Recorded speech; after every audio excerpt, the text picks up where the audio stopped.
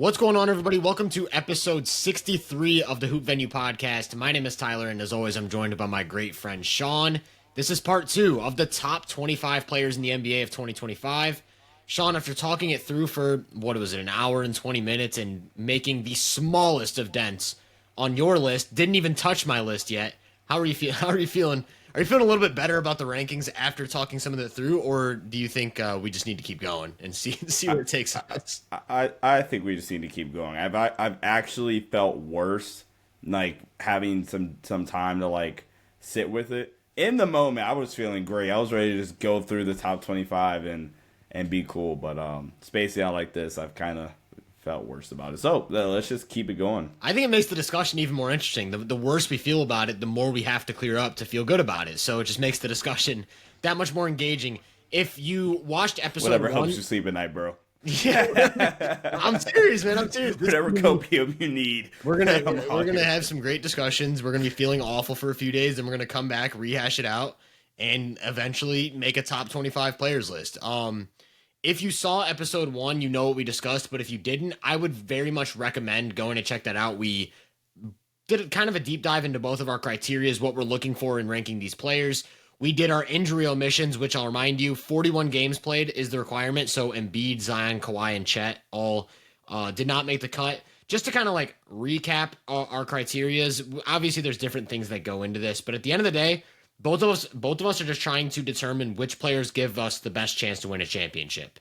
So whether that means one of us values defense more than offense, one of us values a certain aspect of offense more than the other, one of us values the ability to raise the floor of a team or raise the ceiling of a team. At the end of the day, we're both trying to determine what leads to a championship and ultimately which players are the driving forces behind championship level basketball. Now that doesn't mean we look at, oh, this team won the championship, this player has to be the 12th best player in the league.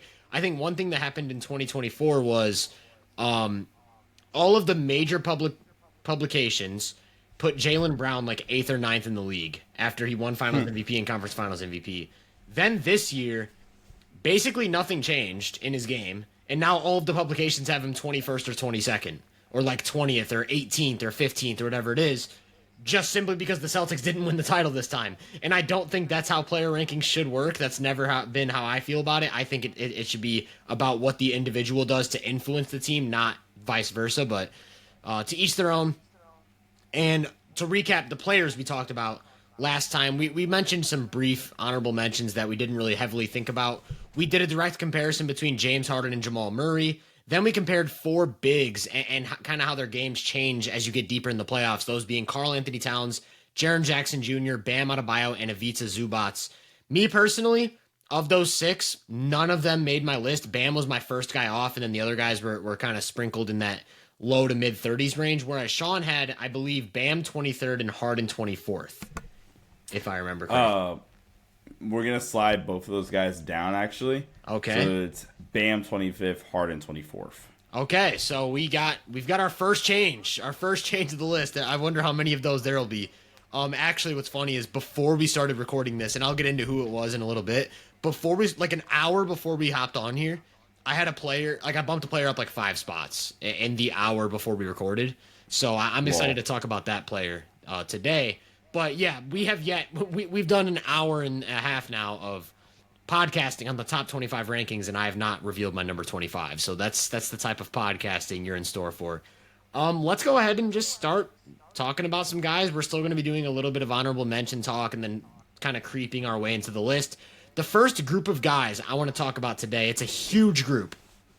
It is the offense first guys. So we're talking about just players who drive at least, maybe all, at the very least, like 95% of their value on offense. Like, these are guys who are slotting into teams as an offensive number 1. They're carrying big offensive loads. They're expected to score, make plays, offer spacing, all these different things. And then the team is kind of built around, okay, let's surround this guy with 3-and-D guys or a rim protector or whatever to allow them to raise the floor of our offense to playoff heights. And what's interesting about this group, in my opinion, is all of them are on just these vastly different teams. Like, the circumstances are so completely different for every player. So you can't just do a one-on-one comparison. We have to dive into how they each respond to the circumstances around them and all that good stuff. First player I want to talk about, because I think team circumstances really apply here, is Tyrese Maxey. So let's do the Tyrese Maxey conversation. Talk to me. For anyone who doesn't know, 76ers won 24 games last season. So we're talking about a player who is just on a very, very bad team that just dealt with all these injuries. But talk to me about Tyrese Maxey, the player. Tyrese Maxey, the player, one of the more skilled half-court shot creators in the entire league. He's such a kind of tough player evaluation coming off of last season. Very, very clearly had to, do all the heavy lifting for that Sixers team offensively, and still kind of graded out pretty well for a lot of self-created opportunities that he did get. Still 80th percentile pick and roll scorer, still dynamic and well more than good enough in transition. Super, I don't know if this is actually underrated, and maybe I'm just like making it up and just calling it underrated for my own benefit, but kind of underrated off-ball scorer. Like, graded out so well as like an off-screen guy. Just gives you a lot of versatility to his offensive game because of his ability to play off of dribble handoffs, off of pin downs, flares, stuff like that. And we bring up team circumstance. That's where you would like to see him be able to get some more easier looks potentially this season if you can get a healthy Joel Embiid, where now you can go three-man action with him, Paul George, and Embiid, or instead of it being him, Andre Drummond, and Kelly Oubre. Or him, Kelly Oubre, and Adimbona. Respect Yabusele, man. You know what? I did forget him. He is the deserved third person that I did not mention. I apologize. Super crafty and skilled finisher around at the basket. Especially if you're considering like the shot quality that he's going to get at the rim as well. Like, he is taking difficult shots at the rim for a multitude of different reasons. But still a super, super crafty, skilled finisher at the rim. Not going to provide much of anything defensively. I think he tries, but he is still just limited in size and frame. But I think he does compete and try defensively. Solid hands in the passing lanes.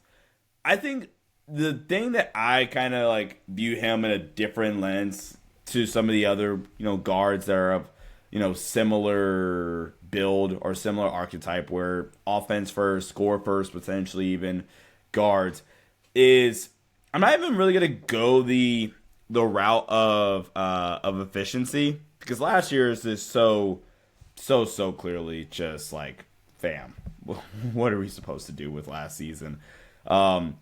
Because last season he took 12 threes per 100 possessions, shooting 33% from three, which doesn't sound like ultra efficient numbers from Tyrese Maxey. If you go back 1 year prior with a semi-healthy Joel Embiid, he took 10 threes per 100 possessions, shooting about 37% from three.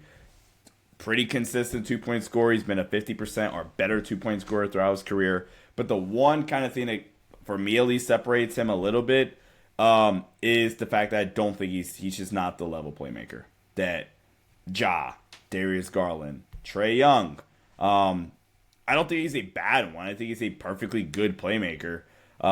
It's just that perfectly good versus, almost all those guys that I just mentioned I would label as elite playmakers that in the playoff series, in a playoff setting where you're going to get a little bit more aggressive coverages, like you can handle that playmaker responsibility. And maybe even like in Maxey's defense, he hasn't been put in that situation either, but he's had to do that. Because you go back to those playoff runs, maybe not 24.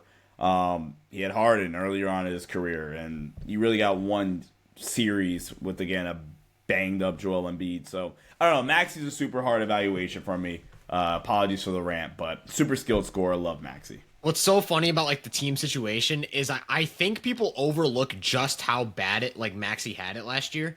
I was watching recently because I did my 76ers preview video, and I was watching some 76ers clips from last year to try and like figure out, okay, what actually went wrong for this team on both sides of the ball. Because obviously it was mostly injuries, but I still wanted to look at which players were on the court when and what was actually happening, because then that can help us project moving forward what to expect from some of the young guys, especially. Jared McCain misses like 60 games or 57 games or something like that.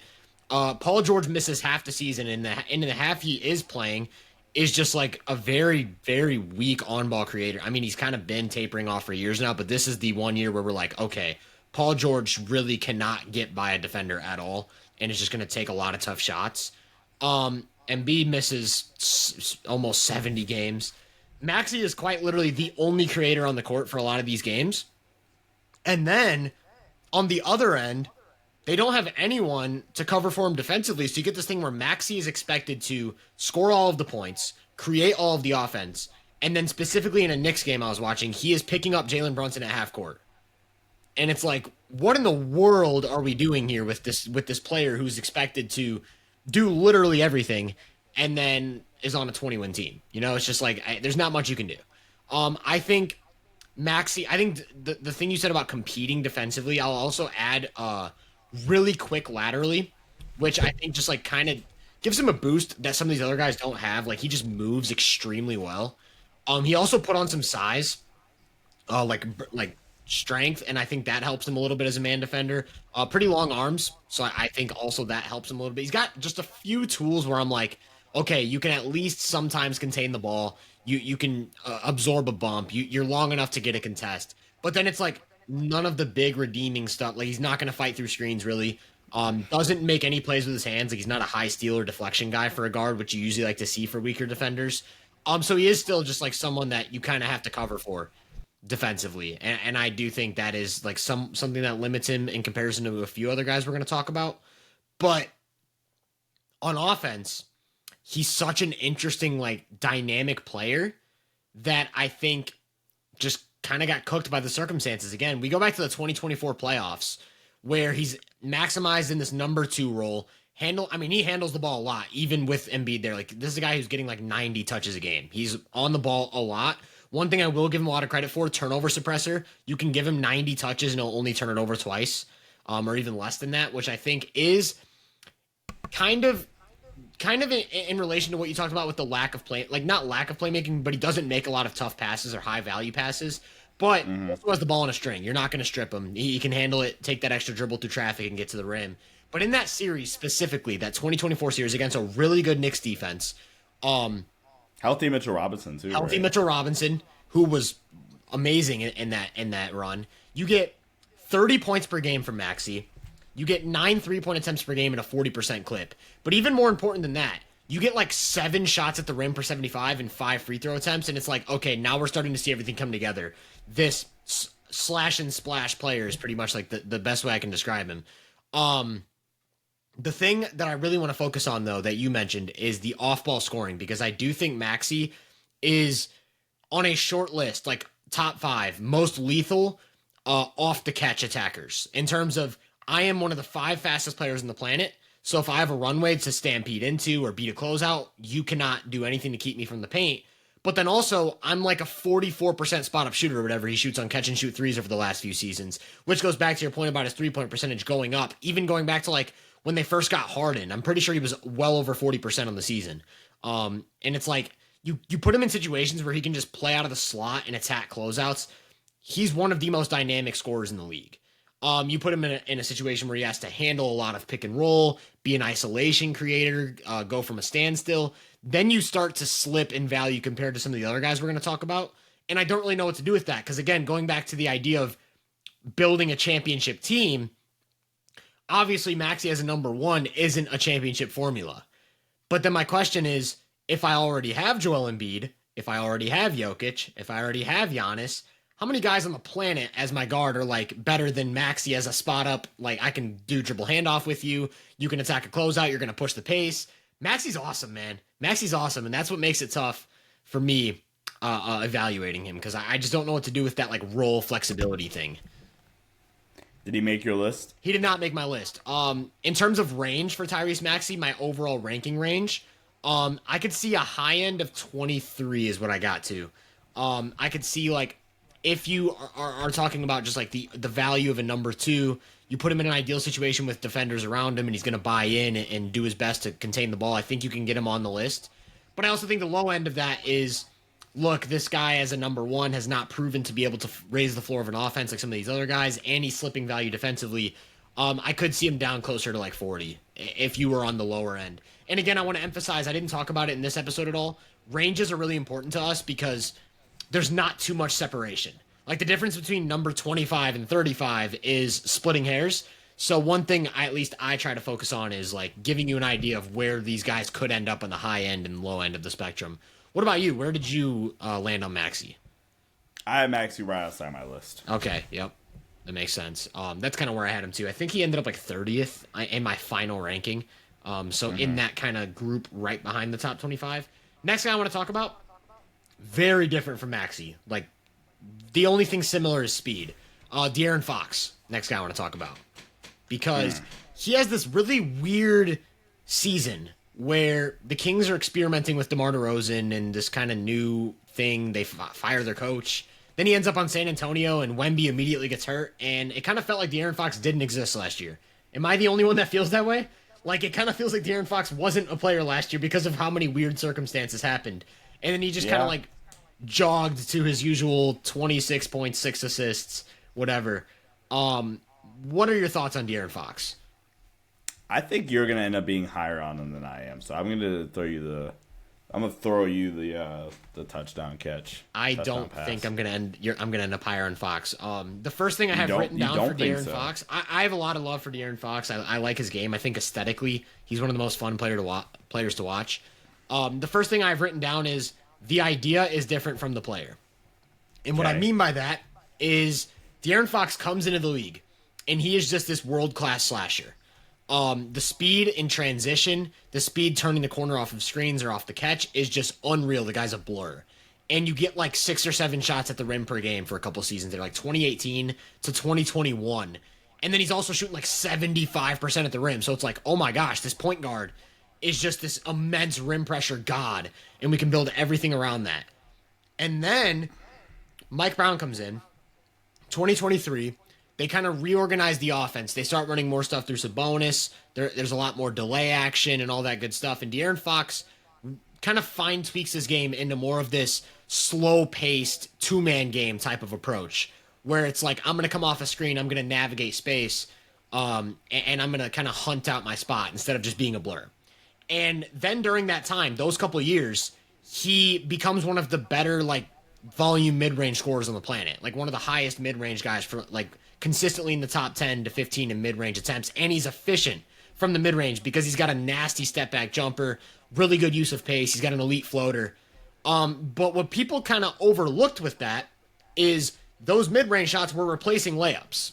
So what happens is, in our minds, we're like, we have this world-class slasher who is now an elite mid-range scorer. Whereas it's more like, sometimes he can get to the rim, like he's getting like four shots at the rim per game instead of 6 or 7, but then the other 3 shots are getting turned into mid-range jumpers, which means less free throws, it means less efficient shooting. So it kind of just creates this weird hybrid of a player. Then 2024, he's like, okay, I'm going to start shooting volume 3s now. And then there's this stretch where he's making them, and you're like, oh now we have a 3-level De'Aaron Fox. But then the reality is that he's not that good of a three-point shooter. So you get this volume three-point shooter who can make like low to mid-30s. Someone who's not getting to... Again, these threes are replacing layups again. Now he's getting to the rim even less. Getting to the line even less. So then we just end up with this super weird player that I don't know what to do with, where it's like mid-range assassin. If he puts his head down, he can get to the rim very consistently. He is still a monster in transition. He can play with or without the ball. He can buy into a movement-heavy system and maximize it. But then you also have these tendencies where it's like he's going to take 11 jumpers and make 40% of them. And what do you do with that? I think the end result is like, I don't feel great about him as my offensive number 1 because I know the shot diet is just not going to be ideal. And also, a little bit better than Maxey, but in a similar vein, not an elite passer. Like, he's just a perfectly fine passer and playmaker. The big difference for me between him and Maxey is I do think you get a lot more with Fox defensively. I do think Fox gets gassed up defensively because he's very spacey away from the ball and doesn't do too much in those spots. But at the point of attack, when he's bought in, when he's super engaged, really fast, really lengthy, really good hands. So I do come away from Fox feeling like neutral-ish defender. On a good defense that was kind of overqualified on Sacramento as their primary point of attack guy in the starting lineup. I just said a lot. Do you have any thoughts on what I said about Fox, or do you kind of... I feel like you're going to end up agreeing with pretty much my whole rant. So I don't want to like come off as disrespecting De'Aaron Fox, but De'Aaron Fox was actually for me like right outside my top 35. Okay. Like he was a name I have like written down in my list, but like if I'm comparing him to like Tyrese Maxey, I just prefer Tyrese Maxey. Okay. Now to your point about De'Aaron Fox as a playmaker, I think the biggest thing with Fox is he just has more high value assists than the Tyrese Maxey does, and that's because I just think he is just a better passer. He averages about a half or 2.5 rim assists per 75 possessions, where Maxey is a touch below 2. So that is somewhat valuable. That the fact that De'Aaron Fox just does a better job of getting the highest volume shots for his teammates, and he's still at this point, even though he doesn't get there as much. As a matter of fact, Maxey actually takes more shots at the rim per 75 possessions now. Yeah. But by a lot, too, by the way. Like, Maxey's at 6, Fox is at 3.8. Where Fox is now taking 5.8 short mid-range twos. Yeah. Yeah. Fox is still an elite finisher at the rim. Yeah, I think everything you said, more specifically, like, the beginning note, which was the idea of him is better than what the current version of him is. Yeah. Still an all-star caliber guard. Still a perfectly good number 2. It's just like, I think they're going to ask him to be their primary half-court creator. And that's where I'm like, okay, you have Wemby, but the guy that's going to be setting up everything for them is going to be Fox. So I do think I'm lower on him than some people. I know there's some Fox shooters out there. It's fair. I understand where you're coming from, and that's funny that you didn't have De'Aaron Fox in like your final honorable mentions, and I'm over here just doing a rant on him. I do want to play like devil's advocate to myself and talk about like what the higher end with Fox would be, because I do think, like I said, I do think he's just a flat out mid-range assassin. Look no further than those clutch moments during the Kings season, where it's like every time they get to the clutch, it was very Brunson-esque, where it's like if the Kings got into a close game, you knew Fox was going to just mid-range their way out of it.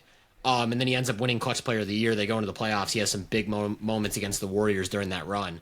I do think, like, devil's advocate to myself, I'm comparing Fox to himself, and Fox as just a standalone is still, like, perfectly fine driving talent. Like, he's going to get to the rim, going to get to the floater at a decent rate.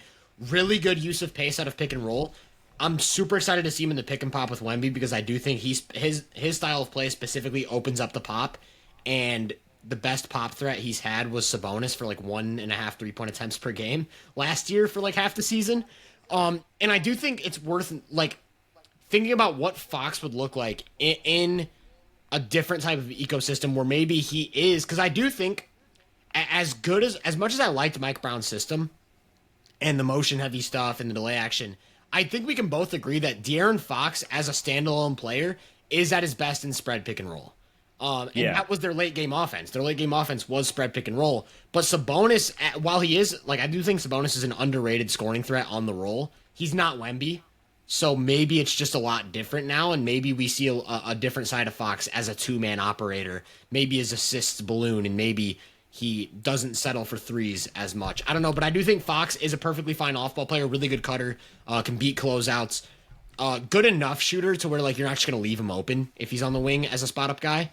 And then, of course, like I said, really good in transition. So I do think Fox... I did end up with Maxey slightly ahead of Fox, but same kind of group for me. Next guy. And this one I am making you start with because I want you to... I know you're high... I don't know if you're high on this guy, but I know you like to talk about him. So I just want to throw you the microphone. Trey Young. Let's talk about Trey Young. Let's talk about Trey Young. Let's talk about Trey Young. All right. I think I'm just going to come out overly high on Trey Young, and that is, all right, F it, we ball. I don't know. Should I just spoil and go ahead and spoil it here? And go ahead. I have Trey in my list, firmly in my list. Okay. Not, inside the top 15 or anything. But, and maybe this is why I do have, high expectations for the Hawks as a team this season, because I think Trey has a team that's built around him now, completely. I thought I thought the DeJounte Murray trade made absolutely no sense. I thought they completely pushed themselves back what is now to be known, 3 years, I think, in the Trey Young timeline. And Trey, I'm going to actually counteract my own argument here right now. If you want to make an argument against Trey, I think the easiest one is even the defense, because I think enough of these guards are just bad defenders. So I don't even think it's a defense related argument that you would make to kind of go against my point for favoring Trey. I think it's just the fact that obviously an inefficient scorer, and then more importantly, actually, his scoring volume is only decreased over the years, which now begs the question, okay, cool, awesome, Trey, you have the team now, but can you kind of bolster the scoring load that your team's going to need from you in the playoffs against these, different styles of defenses that might be able to be more physical with you, where Trey is also probably the weakest, weakest strength-wise, but also just the weakest finisher, pretty clearly, out of maybe everybody we're going to talk about on this list. Last season at the rim, he shot 52.5% at the rim last season on less than 3 rim shot attempts per game. Now, I guess kind of makes up for that with, high free throw volume, 7 free throw attempts per 75 possessions. We obviously know about the pull-up three-point threat, the value he gets, despite being a bad finisher, the value he presents, because he's getting 2 feet in the paint every single time and creates the easiest shot in basketball, which is in theory a dunk, better than anybody over the everybody except as recent as peak Chris Paul, or I guess Houston Harden. But I would say, what about Westbrook? Westbrook had them laydowns, man, them laydowns. Yeah, I'm thinking right now, that's the group we're talking about. Russ. That's to your point. That's the group we're talking about. Trey Young, is Trey Young the best lob passer ever? I think it's he's in. I think you so. have to mention him. If you're talking names, it's I think Trey Young comes to mind. I think James Harden comes to mind.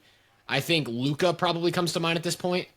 And then it's Chris Paul, Steve Nash. Yeah, that's the list. that's the list. Jason Kidd, Jason Kidd too. Shout out Jason Kidd. So.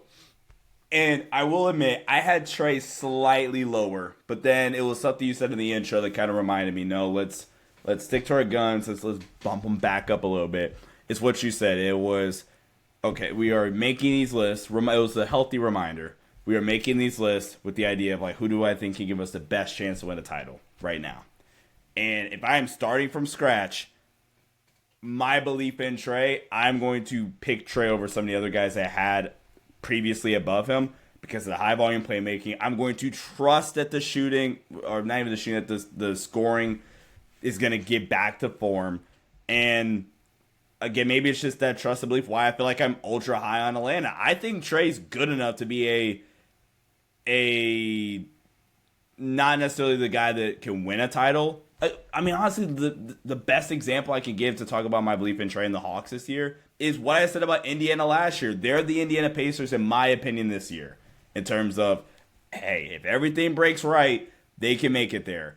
Indiana got to avoid Boston, 1, because of injury, 2, because New York beat them. And New York is a more than favorable matchup for Indiana. And then the team that they had to face, that we both picked to beat them, had either their best or second best player impact-wise, and then their third best player both be derailed by injuries. So, not to discredit or take anything away from Indiana, but I think Trey is a number 1 half-court creator. The turnovers you live with, because of how dynamic and how high value his assists are, I have Trey firmly on my list. I love Trey.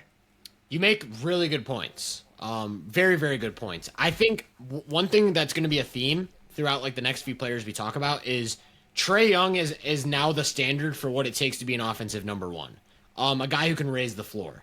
There was a point where for a couple of years there, you knew Trey Young was going to field a top 10 offense. Just it was the Rudy Gobert defense thing, where Rudy Gobert, no matter who you put on the Jazz, they were going to be a top 5 or top 10 defense. It was the same thing with Trey Young and the Hawks. I think 2022 Trae Young specifically, that team was like the number 3 offense. Go look at the 2022 Hawks roster and tell me that should be the number 3 or number 4 offense. Whatever they ended up as. Trae ends up I'm averaging going to like look right now. 29 and 10 on plus 4% true shooting. And I'll flat out say it, like just not to spoil, but I went back to my evaluations and kind of compared it to today, and 2022 Trae Young, I think that's his absolute peak. Right now would be 17th on my list. That version of Trae would be 17th on my current list. Now, here's the thing with Trae Young that's weird. Like you said, his numbers have really slipped since 2022. Specifically the scoring numbers. The volume is down like 4 or 5 points. The efficiency's way down from 2 and from 3. I think he gets to the line a little bit less. I could be wrong on that though.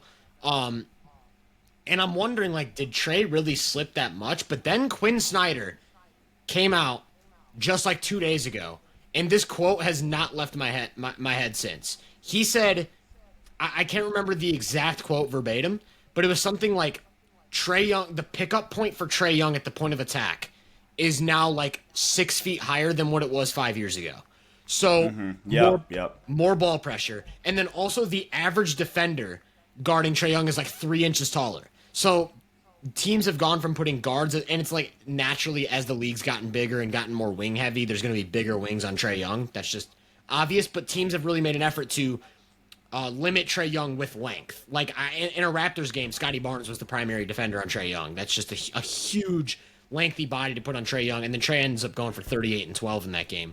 But my point is, I don't think Trae Young, the player, is very different from what he was in 2022, but I think defenses have seen his approach enough with the spread pick and roll, with the physical limitations, that they know how to limit him better. So we've had this discussion about Steph Curry before, where 2021 Steph Curry in a vacuum might be a better overall, more complete player than 2016, but 2016 was such a shock to the league that he was just simply more valuable then, because they had no idea what they were seeing. I don't think it's as extreme with Trae Young, but I do think in 2022, teams didn't know how to guard a Trae Young offense. Now they've figured it out a little bit more, and so that kind of just has a natural downtick on his ranking, even if the player hasn't changed. That's one thing I want to like preface, but when I say that. The other thing with Trae Young, though, that gets really underrated is in our minds, he's kind of like cut from the same cloth as Luka in terms of we're going to have this like spread pick and roll heavy offense, and we're just going to play Trae ball.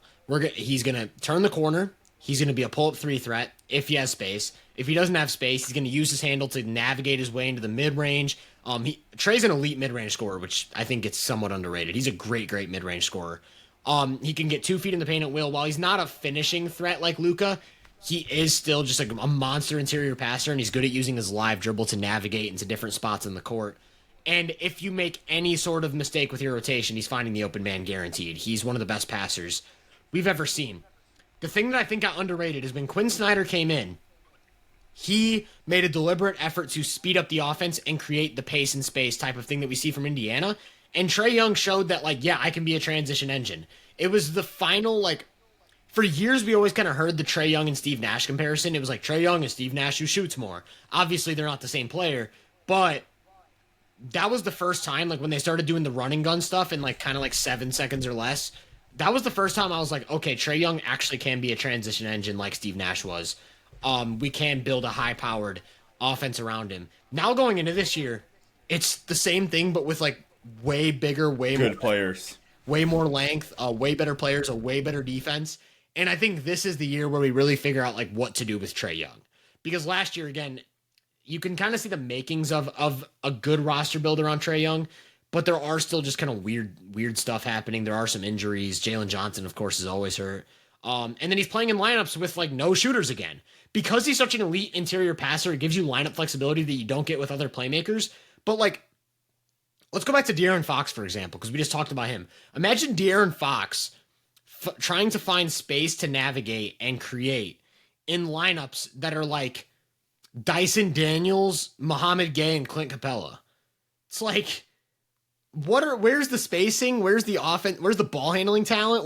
Because like Capella was like the weakest finisher of any big in the league, and Trae Young was spoon feeding him dunks. So now what does that look like with Onyeka and Porzingis playing full-time minutes? I don't really know, but all that's to say, Trey Young is just drives so much value as an on-ball playmaker that everything else when it comes to team building becomes so easy. My question is, I have a couple question marks though. One, what does that look like in the playoffs? Now that teams have kind of figured out the thing with the length, with the physicality, him being such a limited athlete and physical guy overall, what does that mean for Trey's value in the playoffs as an offensive lead creator? Two, knowing that, what does the off-ball skill set look like? Because he does not have the dynamic off-ball game of either Fox or Maxey. Not much movement, not always a quick trigger as a spot up, and doesn't really attack closeouts. Like if he catches the ball, a lot of times on the wing, it's like the catch and hold, like with Harden for years, or like the catch and reset. Like I got the ball in the wing, there's a slight advantage, but let's do a pick and roll instead. But with that very quick extra passer, I do think he's a really good connective passer. The third thing, and this is something you kind of briefly touched on, but I want to really like make a point. Yes, a lot of these guys we're going to talk about are weak defenders. I still think Trey is just a noticeable step below them when it comes to how much value you're actually losing on the defensive end.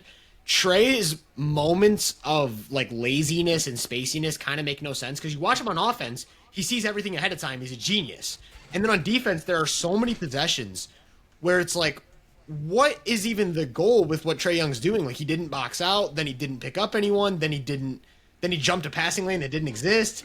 I don't really know what to do with Trey Young on defense. And the Hawks have been able to surround him with enough length and athleticism to where it's not always a problem. But then you get these playoff moments, like in the play-in. I think in the play-in game against Miami specifically, there was a lot of just boneheaded plays down the stretch where you're like, what is Trey Young doing, man? I will say, I do think this version of Trey Young is the best he ever was defensively, simply because he finally bought into like trying to force turnovers. The Allen Iverson thing, where it's like, okay, if I'm not going to be effective defensively, at least I'll get like a steal and a half and get like 2 deflections, and I'll be aggressive on this hedge. I do think his hedging and stuff has gotten better in terms of when he's getting attacked. So I do think he's still kind of a detrimental defender, and easily the worst defender we're going to talk about on this list at all. But he's improved a little bit, and then the offense drives so much value. So, spoiler alert, big spoiler, now that we are 2 hours into podcasting in this series, Trey Young is the first player to make it into my top 25. I'm not going to spoil the ranking. But Trey Young is on my list. Is there anything else you want to talk about with Trey? No. Okay. We just talked about athletic limitations. Let's talk about John Morant. Let's talk about John Morant. Maybe the most polar opposite you can get from Trey Young as an engine, outside of the fact that they both run a lot of pick and roll. This was the weirdest year ever for Ja. Weirdest year ever for the Grizzlies as a team. They have this like wheel offense, I guess we'll call it, where they don't set screens, and then John Morant's at his best with a screen. Then they fired Taylor Jenkins. I can't remember the interim coach's name. He steps in. I still don't know his name. They start to go to more pick and roll, and then it's like, oh yeah, Ja's back. Now he's averaging 29 and 7 for the last couple weeks of the season. What do you do with John Morant? What are your thoughts? I don't know what to do with John Morant, honestly.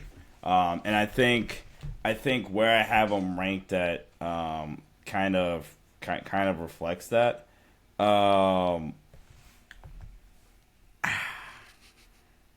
We had this conversation about Ja throughout the season, last season. Throughout last season. I don't know why I said season like 4 different times and then proceeded to say it again.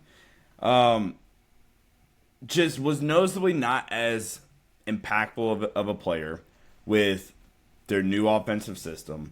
He had this weird phase in the middle of the year where it was like, all right, I'm going to stop dunking and do all this other stuff to preserve my body and, not get hurt, which, all right. Then like 2 weeks later, he dunked on Wemby after a whistle.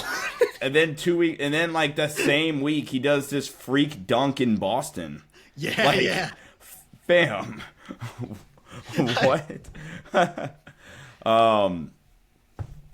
But then, like you said, I think you hit the nail on the head when they made the offensive switch to, all right, we're just going to give the ball to our best half-court creator. And this is why, as good as Memphis was offensively at the beginning of last season, I could just never fully buy in to them as a team because their number one half-court creator for 60% of the year was Jaren Jackson Jr.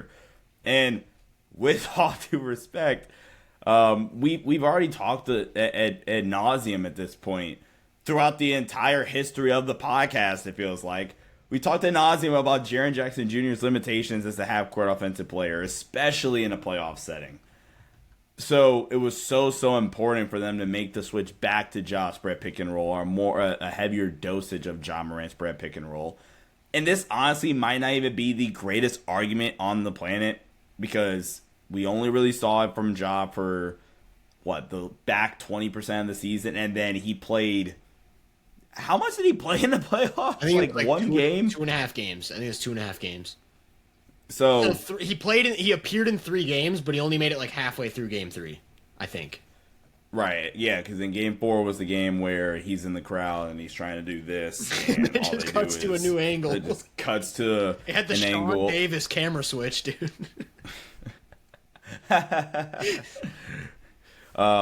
Basically. So I really don't know what to do with Ja, man. I think he is. I think Trae is tier 1 playmaker, I think Ja is either in the back end of that group or like he's the first one outside the door waiting to get in. I think Ja is a incredibly talented and skilled passer. Maybe even doesn't get enough credit for how good of a passer he is. I'm actually going to make this comparison right now. If we were going to compare him to Trae in terms of them both as half-court creators, Ja's able to still put elite pressure on the rim. In a down year for Ja, he's still getting 6 rim field goal attempts per 75 possessions. Yeah. Trae's the king of rim assists, but Ja Morant is at 4 rim assists per 75 possessions. If we're comparing him to the other guards we've already talked about, significantly more than both Maxey and De'Aaron Fox. I also think it's worth noting, before we move on from the rim assists, a lot of these lineups are with Jaren at the 5 and 5 out. So imagine if Jaren has going back to Trae, imagine if Jaren has a Clint Capella sitting on the block, like in the dunker. I think you get a lot more rim assists from Ja, probably. The one thing I do really wonder about Ja as a player, he also has like playoff drawbacks. Yes. Because his are more so, okay, cool, you're fun, but just still the lack of a consistent pull-up jump shot in a playoff setting. Like, yeah, dog, he takes so many short middies. He took 10 short mid-range attempts per 75 and only 3.5 rim attempts per 75 in the playoffs. And took 7 threes per 75 with a 25% clip. So he also has his fair share of playoff drawbacks. His is more so just like, I don't want to say bag, but like just offensive options. I think it's just the better word I'm going to use there. Yeah. For Ja Morant, we're in the playoffs. Like I used the same argument for Jaren. Remember scouting? I remember scouting for that Memphis series in 2023. And I was like, oh, okay. If you do XYZ coverage on Ja, you're going to basically limit his impact. And for them, a decent chunk of that series, Lakers did a great job at doing that. And in this, I already talked about this year, so. Ja's a tough evaluation. I rambled a lot too. He's still really dynamic. Still a good half court still a good creator for you. And maybe I'm giving Trae too much bail. I do just have maybe more questions about Ja in the half court come playoff time. Where Trae's is just physicality, and Ja's is like, do you actually have enough options in the bag to get the job done? It's not a athletic limitations thing. It's like, do you have enough in your offensive repertoire, if you will, go more advanced word and not just say bag. But yeah, that's my spiel on Ja. I think he's really good. Just a tough eval for both him and Jaren after a super weird year for Memphis. You totally just hit all my points. I think Ja is super interesting because I think he's one of the guys with the biggest disparity between floor and ceiling in the playoffs specifically, because I do think his floor as an offensive player is always going to be high, because at the very least, even if he's not getting all the way to the rim, like you talked about the OKC series, it's 3.5 shots at the rim and 10 short mid-range. I'm sure 8 of those short mid-range shots are 6-foot floaters, where he's still getting 2 feet in the paint and then elevating. And also the reason he's getting 3.5 shots at the rim is because there's always somebody stepping over to rotate. And the point being is that Ja Morant is going to get 2 feet in the paint no matter what, whether it's an isolation and it's a blow by, whether it's a pick and roll where he's not only so good at turning the corner, so good at splitting double teams and hedges and all that good stuff. He is so underrated at the way he uses pace, like getting a defender on his hip, navigating back and forth, kind of left, right, a horizontal movement, just always going to get 2 feet in the paint. And then from there, he can make every pass in the book. He's an elite passer. I can't hammer that point home enough. So the offensive floor is really high. Specifically the floor as a scorer, though, where it's like, okay, if I'm not getting to the rim, okay, I'm not a great mid-range shooter. My floaters aren't falling. And then I'm going to take like 6 or 7 threes, and if I miss them, now you get these games from Ja where his scoring is just so bad that the offense is starting at a handicap. But the ceiling is Ja Morant always has these moments. I can think of a couple. I think the 2 I'll go to is the play-in game against Golden State. Oh. And then the playoff game against Golden State before he gets hurt. Was that game 3 in 2022? Dude, is that the game he had like 47 or something? Literally the second most fun I've ever had watching a playoff game. The most fun was Dame against the Nuggets. The second most fun I've ever had watching an individual player in a playoff game was that Ja 47-point game where he breaks Jordan Poole's ankles with a half spin gather in the paint. Like, what are we doing? But the reason the Warriors started going under screens and sagging off in like the 3rd and 4th quarter, and Ja had the pull-up 3 going. He made like 5 threes, I think, in that game or something like that. And then everything else was just, I'm going to navigate. I'm going to knife my way to the paint. I'm going to make every single layup, floater. Like, truly, that performance looked like some prime Dwayne Wade. Like, it felt like I was watching prime Dwayne Wade. That's what it felt like. Ja Morant just absolutely ridiculous handle, ball and string, the length, the burst, the change of direction. Ridiculous athlete.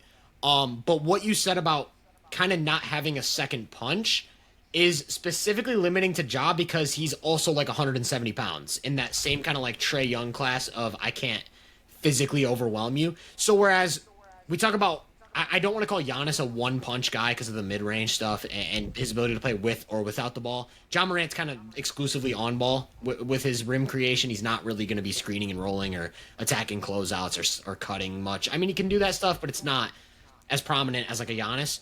But when Giannis did have one punch, I'll say 2019 Giannis had one punch as an on-ball scorer because he just hadn't yet added the other stuff like the post game or the mid-range shot. But then it was like Giannis's one punch is still going to get you seconds away from going 3-0 on the 2019 Raptors. People forget, I'm pretty sure it was 99-99 in game 3 while the Bucks were already up 2-0. The Bucks could have gone up 3-0 on the champions, and it was Giannis leading the way with that one punch. And it was because not only did he have all of the slashing technique, the change of direction, the burst, it was the strength and size too. It was the fact that if you build the wall, I can still power through it. Ja can't. He has to get slithery. He has to knife his way through things. Same thing with Zion. When Zion gets to the playoffs eventually in 2036, I'm not worried about his one punch. I could have swore you were about to just say when the Pelicans make the playoffs this year. I was going to say that is a wrap on episode 63. No. But skinny Zion, no. I'm not worried about Zion, and I could tell you, I certainly wasn't worried about Zion's one punch when he was attacking AD in the play-in and putting him in every ball screen action and looking like God on a basketball court, dude. We're gonna like how do we just 27 and 24 type stuff from Zion? No.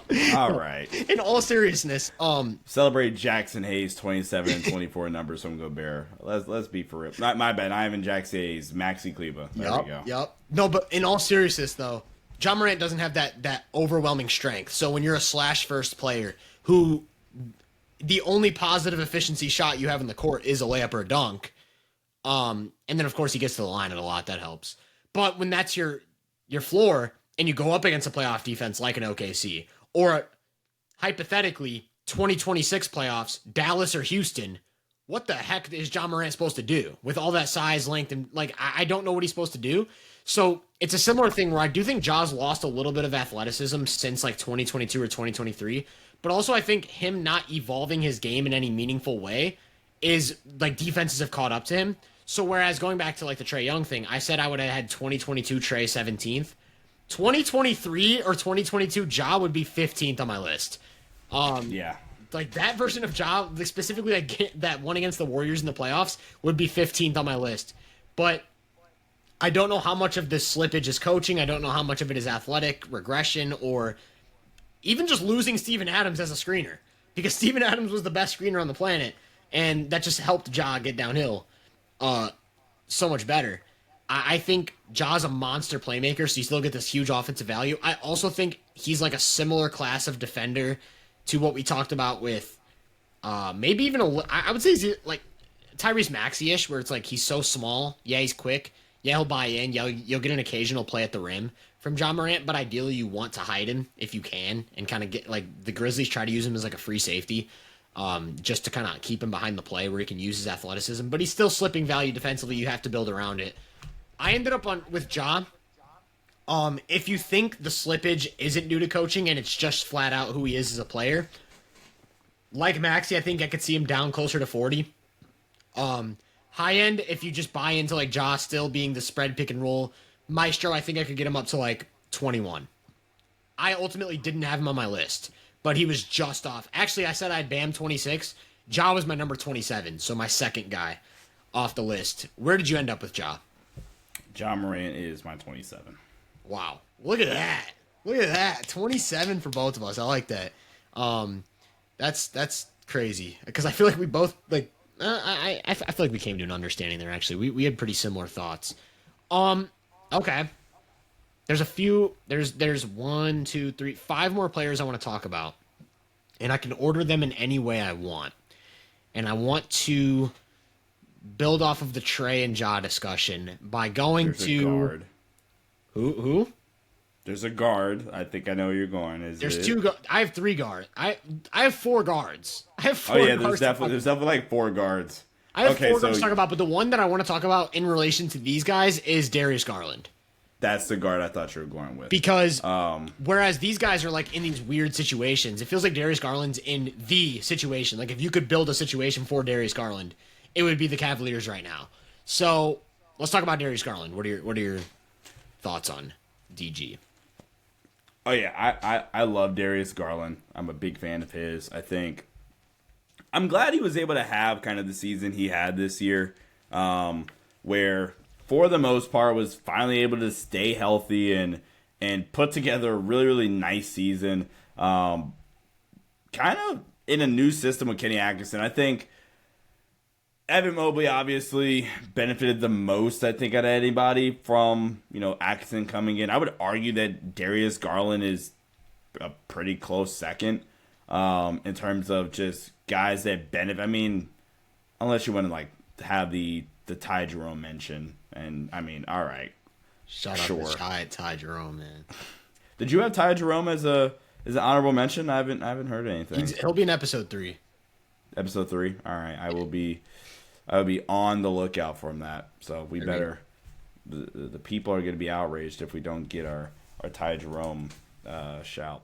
Absolutely. No, all seriousness, Darius Garland is easily one of the quickest players, if not the quickest player in the league with the ball actually in his hand on a live dribble. The level of counters and variety of different moves he can go to from a standstill or from a live dribble. Really just complimentary offensive player from complimentary offensive scorer.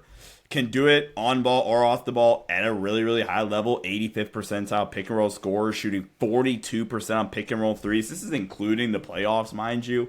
Well, also having like a decently low turnover percentage out of ball screen scenarios. Like only 12% turnover percentage on pick and rolls. Again, this is including the playoffs. So kind of somewhat impressive, honestly, for a guy that is still heavy pick and roll dosage. One of the biggest reasons why him and Donovan Mitchell work as a half-court pairing is because he is a more than reliable catch-and-shoot threat or just guy to play off the catch and make the right decisions. Not going to turn the ball over in off-ball scenarios or playing off the catch. Shot 37% on true spot-up catch-and-shoot threes. More than good enough at transition. Can play off a dribble handoff, stuff like that. Really, really good player for their system. While also being a really, really creative and good playmaker. Has good chemistry with both Jared Allen and with Evan Mobley. I mean, I think there's a lot of really, really good positive things you can have about Darius Garland as a half court player. Now, the drawbacks of DG is that honestly, at some point, you can't help. And yes, this year he was hurt in the playoffs with the same injury that Austin Reeves had, that we saw Reeves played through and looked like a shell of himself. Garland missed 4 playoff games, the back 2 of crazy sweep against Miami. And then the first 2 games of Indiana, and came back, just did not look like himself whatsoever. So while acknowledging that that's the case, and actually I'm going to give him some benefit of the doubt really, really quickly, the fact that he was still able to have average 23 per 75 and not have the worst efficiency in the world in the playoffs is honestly pretty impressive, especially if we're going back to last season's playoff run, which is the argument I'm going to make here. Okay, yes, this year was totally health. If you want to buy into that, I can absolutely understand that. And to kind of make an argument against myself here really quickly, if you want to have Garland up higher because you believe that, hey, this year was just, the injury, completely understand that. There's an okay enough sample size now that there are still big enough concerns about Garland in the playoffs.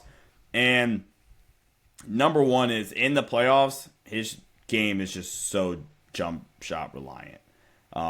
Can't really get to the rim much. I mean, by itself. The regular season, he's shooting 3 rim field goal attempts per 75 and about 5 short mid-range attempts per 75 possessions.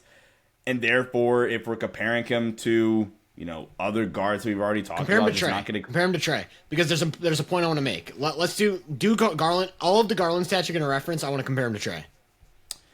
All right. So regular season, efficiency-wise, Darius Garland, 59% true shooting. Trae, 56%. They're both low rim volume guys. Trae, 2.8 rim shot attempts per 75. Darius is at 3.3. Trae gets significantly more free throw volume, though, while also having similar 3-point volume. Trae gets 7 free throw attempts per 75 and 8.2 3-point attempts. Darius Garland's at 4 free throw attempts and 8.3 3-point attempts. Yep. Trae gets, however, 5.6 rim assist. Darius Garland gets 3.6. Yep. Let's see if there's anything else in particular I want to... What about the short mid-range? Short mid-range, Trae's at 5.2. Darius is at 4.9 in the regular season. Yeah. And the reason I want you to bring all that up is because I think these two are about as similar as you can get in terms of physical limitations. They're both 6'1". They're both very skinny. They're both really shifty ball handlers, and they both have small wingspans. They're not carving out space with their length.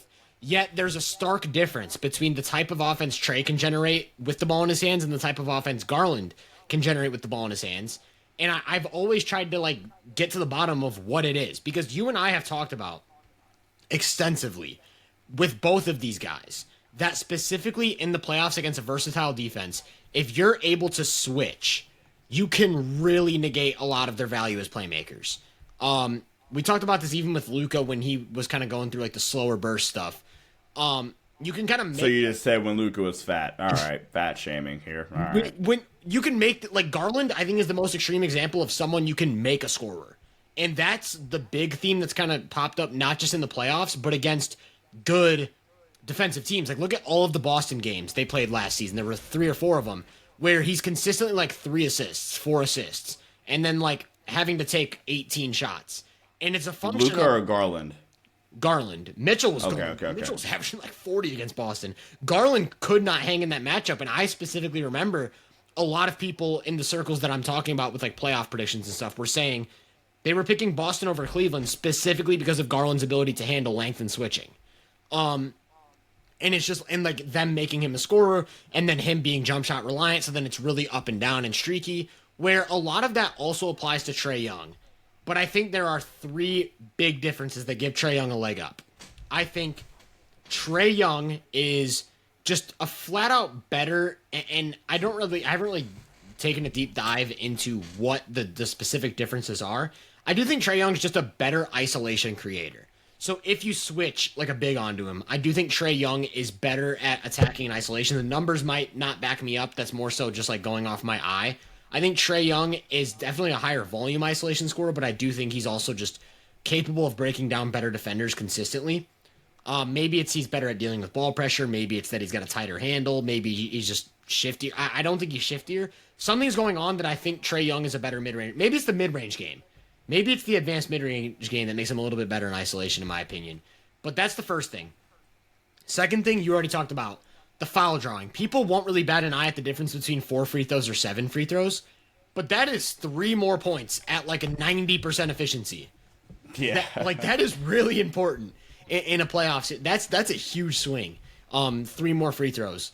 The other thing, though, is the playmaking. Like, Garland is a really, really good passer. Trey Young is on a short list of the best passers in the NBA. So whereas Garland can make all of these interior reads, Trey Young can make all of these interior reads and more. Garland also generally weak skip passer compared to other lead guards. Trey Young can make most skip passes. So I do think that's a big difference between Trey Young and Garland as an on-ball engine. I think there are more ways to limit Garland that you can't do with Trey. However, with that said, Garland, on a short list of the best off-ball players in the league. I don't think that gets talked about nearly enough. He's talked extensively about how he studied Steph Curry's movement patterns, and you can see that in his game. When he gets off the ball, he's immediately relocating, whether it's a cut, whether it's just filling out space on the perimeter. He's never stationary. If he's off the ball completely while Mitchell runs the offense, he's floating around. He's finding little pockets to attack. He's really quick decision-making off the catch. So I do think the boost you get with Garland is it's easier to fit him in with high-end offensive talent in a way you can't do as much with Trey. And not necessarily that Trey's super limited, more so going back to Kenny Atkinson. When you put the ball in Evan Mobley's hands more, when Donovan Mitchell is your head honcho on offense, I do think Garland is going to squeeze more value in terms of raising the ceiling of that offense as opposed to Trey Young. And then Garland is this like ceiling pusher that helps the Cleveland. I think the Cavs had like a plus 7.5 relative offensive rating last season, which means their offensive rating above league average was like 7.5 points, which is top 10 in NBA history. It was the second most efficient offense of the decade behind the 2024 Celtics, I'm pretty sure. So Garland's the type of guy that you can put on a system like that and just push the ceiling. Whereas Trey Young's the type of guy who can drag a weaker offensive cast. Like Garland in Atlanta is getting to the rim even less rim assists, all this stuff. He's going to have to shoot a lot more, and it's like, I don't really know what that looks like. So it's tough. I do come away thinking that Trey Young is the comfortably better offensive player. It's not a huge gap, comfortably better offensive player. However, this goes back to what we said about the defense. I do think Garland is a much better team defender than Trey. I just think he's more sound. I just think he's got better positioning, better instincts, better at making plays, better at getting his hands in the way of things. So that's where it's tough, where it's like, I think Trey Young, I think both of these guys are limited defenders. You have to hide both of them on defense. But is there meaningful value in just being a little bit better on defense? And it makes it a little bit easier to construct a roster where you put him next to a guy like Donovan Mitchell, or you put him in lineups with Mitchell and Strus, or Mitchell and Jerome, whatever the case may be. Or is it Garland's playing with Mobley and Allen and Trey isn't? And what would that look like? I don't really know. But all that's to say, these are two guys who I ended up with like neck and neck, Trey and Garland. That's why I wanted you to do the direct comparison. Like, I could flip them. I've talked about like ranges and being able to flip players. These are two guys who are literally like the same spot for me. Did either one make your list? They both did. That's the funny thing. So I'll go back to range for a sec. My range for Trey was like 17. I don't even know if I said the range for Trey Young. I think I had him like maybe not quite 17th, but like 19th to like close. Wow, this feels brutal. Like back end of the 30s. I think there is a really steep low end with Trey, where it's like you don't trust the off-ball game, you don't trust his scoring in the playoffs because of some of the physical limitations and the way teams have started to guard him, and then he also is the worst defender of anyone we're going to talk about. I do think there is a lower low end with Trey. Garland, however, honestly, kind of a similar range. It's like the playoff stuff. He hasn't had a healthy playoff run since 2023. And I just think he's flat out a better player now than he was in 2023. And that was only like 5 or 6 games anyways. So Garland, I think the low end could be you really lean into these playoff issues. You think he's a really bad defender. You think the injury is more of a cover-up than a legit problem, which I obviously disagree with. And then the high end for Garland to me is like creeping into the top 20. And it's just because there is a part of me that wonders if Mitchell wasn't there. Because remember 2022 Garland when he was the spread pick and roll maestro and stuff? Like, Garland has some of that. He just isn't asked to do it anymore. So I do wonder what Garland would look like as an offensive engine. But yeah, I ended up with, I won't spoil my rankings yet, but Garland and Trae are my 25 and 24. Okay. Did you have Garland on your list? I had Garland right outside my list. Okay, so he was right. So yeah, you had Bam and Harden, and then I had Bam and Harden right off my list, and I had Garland in there. So similar kind of ranges for both these guys for us, or actually like all these guys. Next guy I want to talk about is let's keep it to the guards. Let's keep it to small guards. Let's talk about Damian Lillard. Kyrie? Oh. Damian Lillard. That was a good guess, though. We'll get to him. Don't worry. Damian Lillard, I think I want to throw this to you because you ended up with Damian Lillard higher on your offensive players list than I did. Did I? You did. You might have even... Did you have him on the list? Wait, you didn't have Dame in yours? I didn't have Dame in my top 10 offensive players. I feel like you did. I can't remember. All I know is you had Dame. You were higher on Dame than I was. On one of the lists. It might have been the scorers list or the playmakers list or the offense. One of the lists we did, you ended up way higher on Dame. I don't remember which one it was. Scores. I think it was I scorers. had Dame 10 on my scores. Okay, it was scorers because I didn't have him on any of my lists, but he was like right outside on all of them. Talk to me about Dame. Yeah, so Dame in 2025. So we've obviously kind of talked about some of his limitations at this point as an offensive player, just being so like pull up three reliant at this just phase of his career, which does provide like some drawback to just what you could do with him in the half court. Like 2023 Damian Lillard, I actually really quickly just want to take a second to discuss 2023 Damian Lillard. Legitimately one of the greatest guard offensive seasons ever. He'd be in my top 10 probably. That version of Dame would be in my top 10, I think. Yeah. For sure. He was ridiculous, dude. That guy is insane.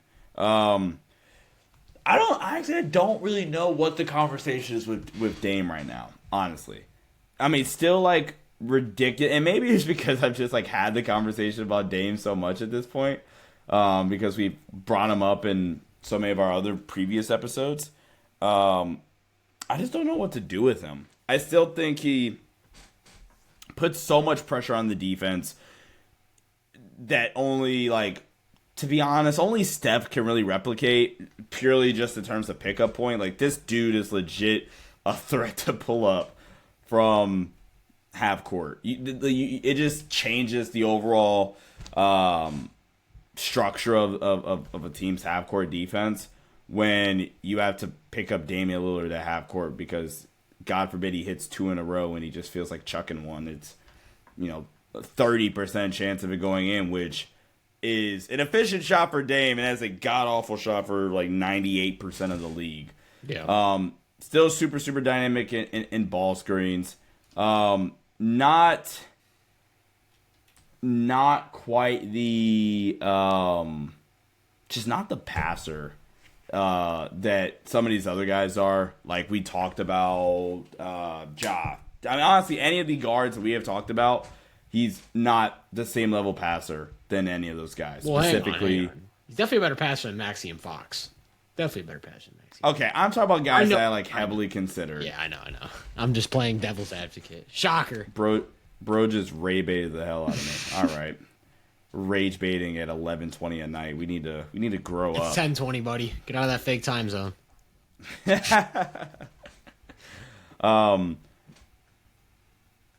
I mean, he's awesome. I just don't know what to do with him. I'm sorry for like the lack of analysis outside of Dame's awesome and you have to pick him up from beyond half court. But just doesn't put a lot of pressure on the rim at this point. Heavily 3-point reliant, pull up 3-point shot reliant at that. I mean, fine off ball, but honestly doesn't provide too much off ball value outside of just spacing. Like he's gonna space the floor, and that's pretty much it. Yeah. So, I don't know what to do with Dame. I value a lot what he does. I think, especially because we're doing this with last season in mind, I think last season's version of Damian Lillard could still, in the right situation, be a number one half-court creator, like in the perfect scenario. So I think there is something to that. That's honestly kind of just all I got on Dame right now. I apologize to the good folks in the chat. I just don't know what to do with him. I'm kind of with you. Like, I've had a whole yap sesh prepared for every player, and with Dame, I just don't really know what to do because you kind of said everything. One thing I will add is he's still great at getting to the line. That's worth for something. Like, he does still generate a lot of free throws, so you get the pull-up three in relation to the free throw stuff. I am curious if you could pull it up real quick. I want to see the rim numbers in relation to Trae and Garland that we just talked about because I know we've said Dame has slipped in comparison to himself. I want to see, like, what was Dame's rim field goal attempts per 75 last year? Because I know Trae, you said, was at, like, 2.8. Garland was at, like, 3.3. What was Dame at for rim attempts per 75? Because I do think maybe he's still a little bit better than those guys. 3.5. 3.5, okay. And I know he shoots better at the rim, right, than both of them?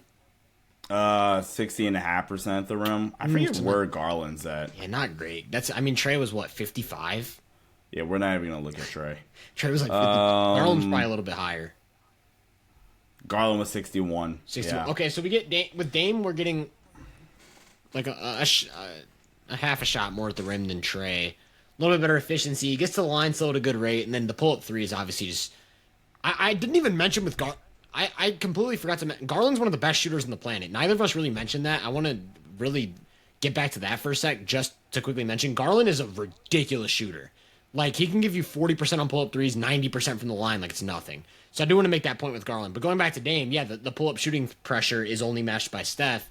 Completely warps the geometry of the court, opens things up for everyone. And Milwaukee had no slashers outside of Giannis. So it's like, how can you really even take advantage of that spacing like that Dame brings to the table if all of your role players are just stationary shooters? Not really. You need Dame to drive and kick, and Dame can drive and kick. That's where he was at his best as a playmaker in Portland, at least, but a little bit less rim pressure, so you don't unlock the shooters quite as much as you would like. All that's to say, it was a really weird dynamic in Milwaukee. They kind of figured it out, but it never really felt like a natural fit for Dame. It was always kind of like your turn, my turn with Giannis.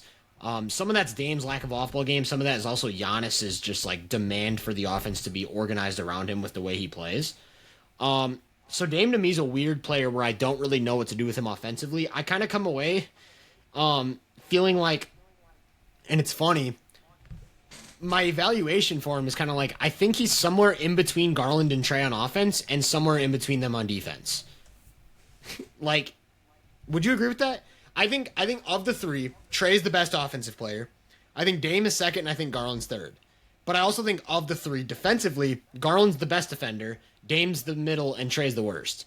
And it's like, how do I weed this out? Where it's like, is Dame the best because he's like decent? The middle guy on right. He's the decent guy in both categories, whereas like the other guys have like these down categories. I don't really know. I will say, like, just to quickly compare, like Dame is a very weak defender, but just comparing him to Trae again, Dame is like a 6'8" wingspan. He's also a lot stronger than Trae, so he can get physical, especially when he gets like switched on to wings. He got more deflections, more rebounds, and contested more shots than Trae last year, and players shot worse with him contesting. So across the board, it's like Dame just checks more boxes defensively. And I think specifically in the playoffs, you would see that when he increases his motor a little bit. 2024 playoffs, he was amazing against Indiana individually. He was amazing. I brought up his playoff stats from last year, and yeah, no, Dame was. Oh wait, that's this year. My bad. I was wondering why. That's why I paused for a second. But wait, this is not what I was just looking at. No, dude, 9.5 free throw attempts per 75, 3.7 rim attempts, 12 3-point attempts. Yep. While shooting 97% from the line, 60% from at the rim, and 42% from three. Insane. And it's like, if that's who Dame is, like, if that wasn't just like a fluke 6-game hot shooting, where if Dame as the number one option, because that was when Giannis was hurt and Dame had full responsibility. So if that's who Dame is as the number one option, we should probably be, I mean, I don't think that's what he is. That's obviously an extreme example, but like, if that's what Dame is as an offensive player, I think I can get him up to like 16 or 17 on my list.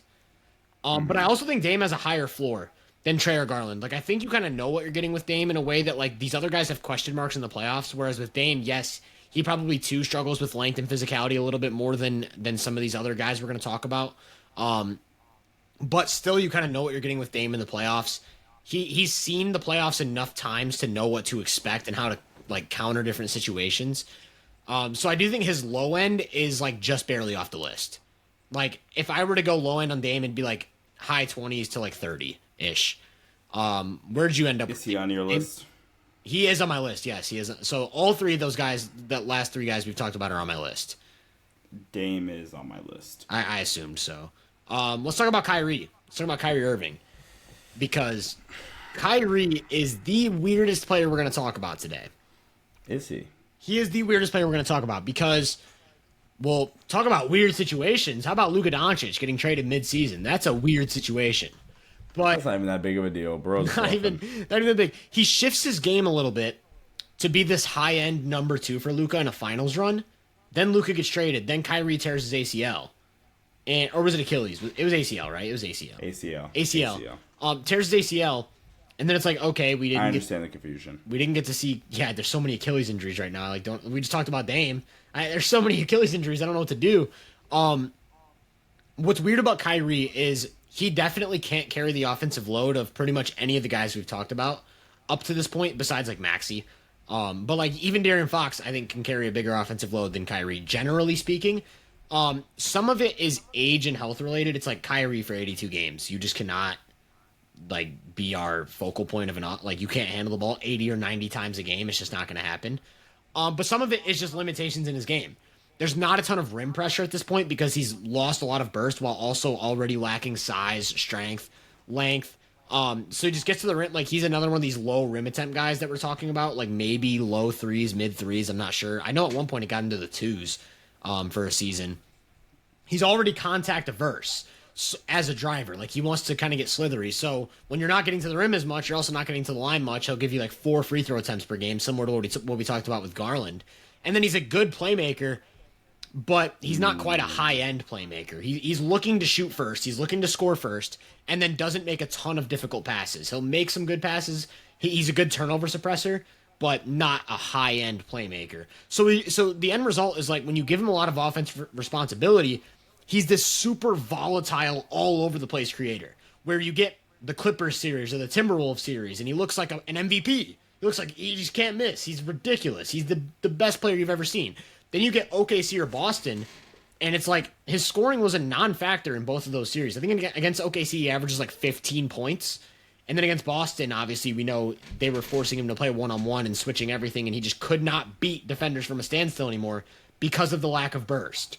So it's like when the scoring goes away, what else is there? And for that reason, I don't think he can be your number one offensive guy for a deep playoff run in the way a Trey Young can, or a Damian Lillard. However, my question for you is, how many players in NBA history are better equipped to be an offensive number 2? Because, my goodness, bro. Like, we talked about Garland being one of the best shooters in the league. Kyrie's one of the best shooters ever. I would say, if you account for all levels of shooting, meaning off-ball three-point shooting, on-ball, like pull-up three-point shooting, free throw shooting, mid-range shooting, I would say Kyrie's even a level of shooter above like Dame. Like, Kyrie is is probably one of like the 7 or 8 best shooters we've ever seen on a basketball court. He can make every single shot at a high level, whether it's contested, whether it's off balance, whether it's off movement. Kyrie as a shot maker is absolutely obscene. But then he's also just this dynamic off-ball player who's too good of a spot-up shooter to leave open. too quick of a decision maker in off the catch situations to really close out to. And it's like, we've seen it time and time again. He plays off of LeBron, and he is the best number 2. We saw him play off of Luka to near perfection. And then it's like, let's think about some of the other best players in the league. Like we talked about the Kenny Atkinson offense. Kyrie would fit like a glove with the way they play. Think about him replacing Dame on the Bucks. The awkwardness with Giannis, I don't think would exist with Kyrie. The two-man, imagine him operating in the two-man game with Jokic. Oh my goodness, bro. Like the dribble handoff stuff. Or even like playing an emotion offense alongside Steph. Kyrie is the ultimate guard chess piece on offense that you can do any scheme, any set of players, and you know what you're getting from him. And so when we go back to the criteria of trying to win a championship with these players, I come away very, very high on Kyrie offensively. All right, you guys ready to play a game? It's called a drinking game. It's called Drink Every Time Sean calls somebody awesome. Kyrie Irving is awesome. There we go.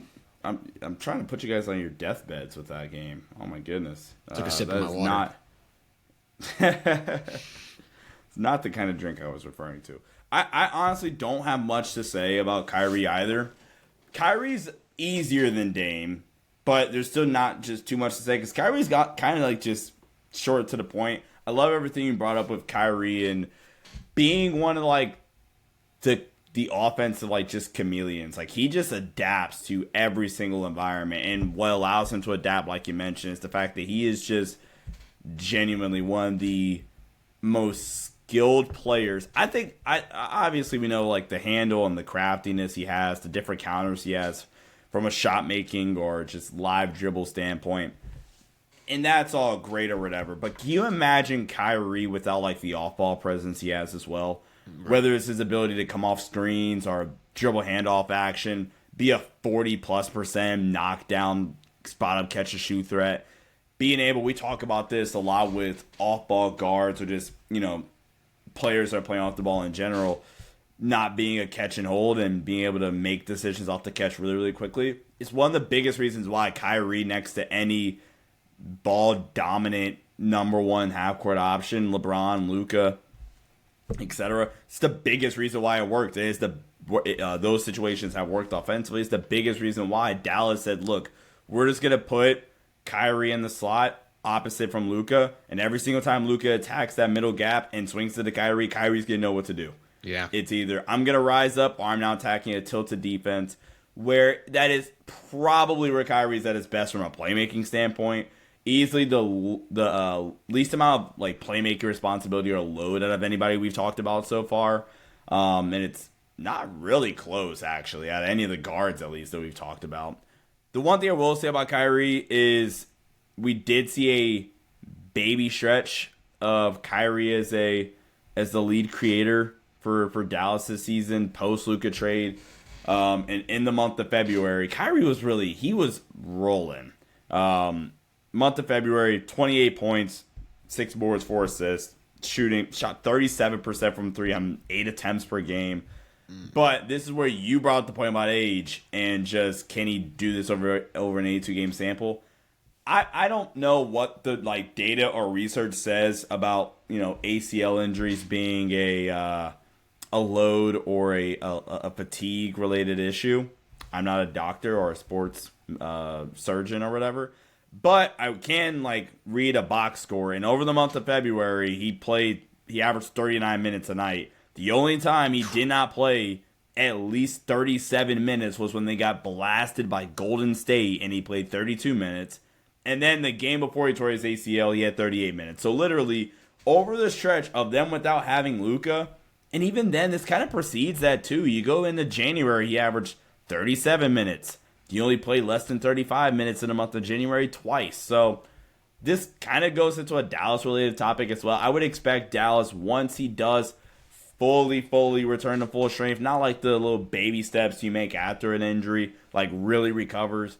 I would expect Dallas to just be more careful with Kyrie and his minutes and his load. He has his limitations in the playoffs as well. And, I mean, for crying out loud, he's going to be 34 by the time the next year playoffs roll around with 2 surgically repaired knees at that point. So, I don't know. I like Kyrie. I do have Kyrie on my list for the same reasons that you kind of brought up and illustrated. One of the best or just most equipped number 2 options in NBA history because of all the stuff that he's already talked about. And honestly, if you get the best version of Luka in that Boston series, I think Kyrie also subsequently looks way better in that series. So, that's a good point. I also didn't even bring up Kyrie. To me, feels mostly fine on defense. Like there's obviously Kyrie limitations. Is the most perfectly fine defender. He's fine. Like he just has a knack for understanding the game. He just knows where to be, when to be there. He buys in. He plays physical. Best defender out of the guards that we've talked about. I would say Fox. And then Kyrie. I would say Fox, and then I keep forgetting Fox. Stop hating on De'Aaron Fox, man. Jeez, swipe a hater over here. He's like, dude, I didn't even have Fox top 75. Actually, I forgot he was in the league. I think Cass was better than Fox. Yeah, I would have Fox off the bench. So go back to Sohan at the point. I do when think does Dylan Harper get healthy? Dylan Harper. I think Kyrie is a mostly fine defender. There's obviously limitations, like I said, but mostly fine defender. And because he's a mostly fine defender that you know exactly what you're getting from on offense, I think he has the smallest range by far of anyone we've talked about. My range for Kyrie was 16 to 26. It's like, this is a tight range for me. It's he's got to be on the list pretty much, or the first guy off, and he can get up into like closer to pushing into top 15. But then once you get to the top 15, we're talking mostly like offensive engines for high level playoff teams or just like two-way gods. And I don't think Kyrie can squeeze that much value out of his game. Here's what's so interesting to me though. One of the Dallas, we're gonna say Luka trade aside because I know people always need that caveat. Dallas has basically built a championship roster, like top to bottom, right? Like we look at that roster, and we're like, I know me specifically, I'm so high on Dallas. I know you're a little bit lower, but you at least understand where I'm coming from, where I'm like, look at the length, look at the finishing, look at the athleticism, look at the fact that they're probably the second best defense after OKC. And the only question mark we have is, will Kyrie be able to create enough deep in the playoffs for them to get enough offense for everything else to come together? And the reason I think that's so important is because, let's back up for a second, what if Trey Young was in that place instead of Kyrie? Would we still have that question mark? Or would we be like, yeah, this is a inner circle contender. Trey Young and then all of these crazy athletic finishers who can cover for him on defense. You've got Clay as your shooter. Like, would we even be questioning Dallas at all? Would you be questioning Dallas at all if Trey Young was the point? Dog, Trey, I love Max, so it's not going to be Max, but Trey, Max, like Coop, AD, Gafford. And then off the bench, you've still got D'Lo as your backup point. You've got Clay in that scenario off the bench. You've got PJ Washington, Najee Marshall, Derek Lively. Still got B. Will. Like, dude, that team is crazy. Stupid. And that's what I'm saying. So that's what's weird, because it's like, in these other situations where I already have my megastar, it's like, yeah, give me Kyrie as my number 2. Easily. He's going to be a little bit better defensively, and he can play off of my star perfectly. But then it's like, in Kyrie's situation, I'd probably rather have Trey Young. So that's what makes ranking players so interesting, because it's so situation dependent. Kyrie was also on my list. I kind of spoiled that with the ranges. I'll get to the rank once we're done talking about all of these players. I'll get to like where do they actually end up in my top 25. But so far of the players we've talked about, the ones in my list are Kyrie, Garland, Trey, and Dame. Was that the same list for you? Are those 4 all on your list? No, Garland was right out of there. Kyrie, Trey, Dame, and then Harden, Bam. Yeah, you had Harden. Okay, I got you. Okay. There are 2 more players I want to talk about before we get out of here today. One of them is another guard, but just a vastly different guard from anyone else we're going to talk about. This is Cade Cunningham. This is Mr. Cade. We've talked about turnover suppressors. Cade Cunningham is the exact opposite. He is the turnover generator for himself and his team. Cade Cunningham turns the ball over a lot. And we've talked about this extensively on the show in multiple different episodes. It's the type of turnovers that you want to avoid. It's like, I can't take the extra dribble through a gap. I'm going to get stripped. Or I can't deal with this aggressive ball pressure. I'm going to get stripped. But with that, you also have shooting efficiency problems. Like in the Knicks series, he's like 50% true shooting. He's someone who's going to take a decent amount of threes. He's kind of streaky as a 3-point shooter. Very weak inside, like interior finisher in terms of rim efficiency, but gets there at a decent rate. Not a big time foul drawer, even though he is big and physical. Some of that is just like, I think I hate saying this, but I think he needs to sell it more. Like he needs to flop more. That would actually go a long way for him. He has an egregious whistle. He plays so physical. He has an egregious whistle. The same thing with like Anthony Edwards, who we'll talk about. Will we? We'll talk about him probably. The thing with Cade though, huge. So whereas a lot of these guys struggle with physicality or maybe establishing position, Cade is just huge. And he's an elite passer. So you get this guy who, in the situation, like, Detroit's offensive situation was not good in the playoffs. We're talking about lineups with, like, 3 non-shooters against a team that's sending everyone at Cade. And there's two things I'm worried about with Cade. It's like, well, maybe one thing I'm high on is I think he can raise the floor of offensive talent at a really high level. I also think he's a perfectly fine, maybe even positive defensive player. Like, Detroit's defensive system relied on him a lot to be a versatile man defender and a secondary rim protector. I think players shot like 8% worse than expected when he was at the rim. And that's like, from your point guard, that's crazy value. Obviously, he's not Wembanyama, but like serious rim protection value from your point guard is really important, while also being a perfectly fine man defender. So you could actually argue, I think, that he's a positive defensive player. Adds value in that way. The thing that worries me is the Knicks deliberately were like, we're going to hedge your ball screens, and then we're going to go under, and we're going to let you take the pull-up 3. And Cade took it every single time, and he shot like, I don't know what he shot from 3 in that 17%. series. 17%. It was bad. Yeah, it was bad. It was really bad. So I don't know what to do. Like, deep in the playoffs, I don't know what to do about Cade's, like, solvability in his, like, because he's still so new to the playoffs. Whereas, like, the ultimate example is LeBron, where it's like, if you show me a coverage, I'm going to solve it. By the end of the series, I'm going to be the best version of myself. I don't know if Cade has that yet because he's still so young and still so new to the playoffs.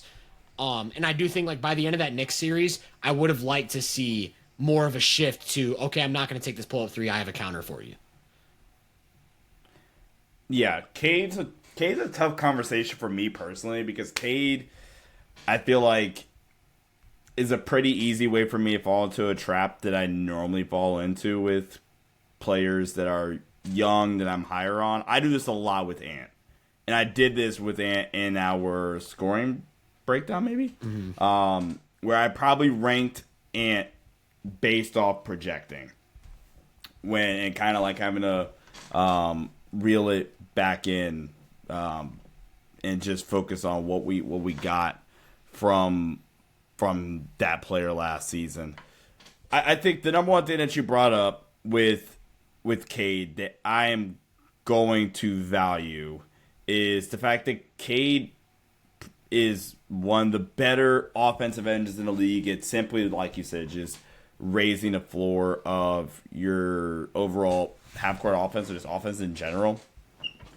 Paint touch magnet, there's only 4 players in the entire league that played enough minutes that averaged more drives per 75 possessions last season. That's Brunson, Ja, and Shea, all guys that we either have or definitively are going to talk about in this series or as we continue to kind of go through this series.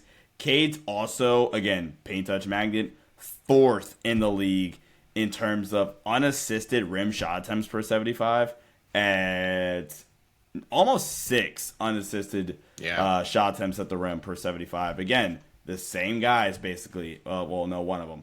Shea's just nuts. Shea, Giannis, and then Sengun. So Sengun, more back to the basket version of this, and then there we go. Sengun. And then Giannis just being a freak. Also, I'd like downhill. to say, Zion doesn't make that list because of games played, but I bet he'd be number 1. Oh no, I filtered this out by minutes. So like, if I went down and made this better for Zion would be number 2 in drives for 75 possessions. Zion would be number 1 by a landslide. Yeah. In rim unassisted also, rim shot attempts. You want to know how much of a sicko I am with these stats? I bet unassisted rim field goal attempts per 75. I think Zion is number 1. I think Giannis is number 2. Is that right so far? Or is Shea ahead of Giannis? Oh, no, Giannis is 2. Giannis this is 2? Yeah. Okay. Is Shea number 4? Shay's 4. I think 3rd is RJ Barrett. No. If I filtered it back to where I had it at, RJ Barrett's 9th. Okay, I was gonna say I know RJ Barrett because he averaged 7.7 overall rim field goal attempts, and I'm like, most of those are unassisted. Like, shout out RJ Barrett. We just went way off track. I'm sorry, but that was fun. RJ's 9th. Malcolm Brogdon is 5th. Shout out Malcolm Brogdon, man. There we go. That's a Knicks legend right there. There we go. Yeah, I was about to go down a severe rabbit hole. Yeah, so who's third? So who's third? Sengun. Oh, yeah. I forgot about Sengun. Shout out Sengun, man. Wow. Get back to your point about Cade, though. I just derailed you. Bro just doesn't care about Sengun or Cade, apparently. He wanted to sidetrack me and throw me off. I sounded like such a hater. I need to get back. Talk to me about Cade so I can be positive about it. And in the playoffs, I think the biggest problem with Cade is kind of just what you alluded to, which is the fact that, okay, cool, you just would have liked to have seen him figure it out. Or at the very least, just not repetitively spam what the defense is, wanting you to do. We should not be, going into game 6 of a series that you have not shot the ball well in, and you, in the pivotal game 6, shoot 8 threes.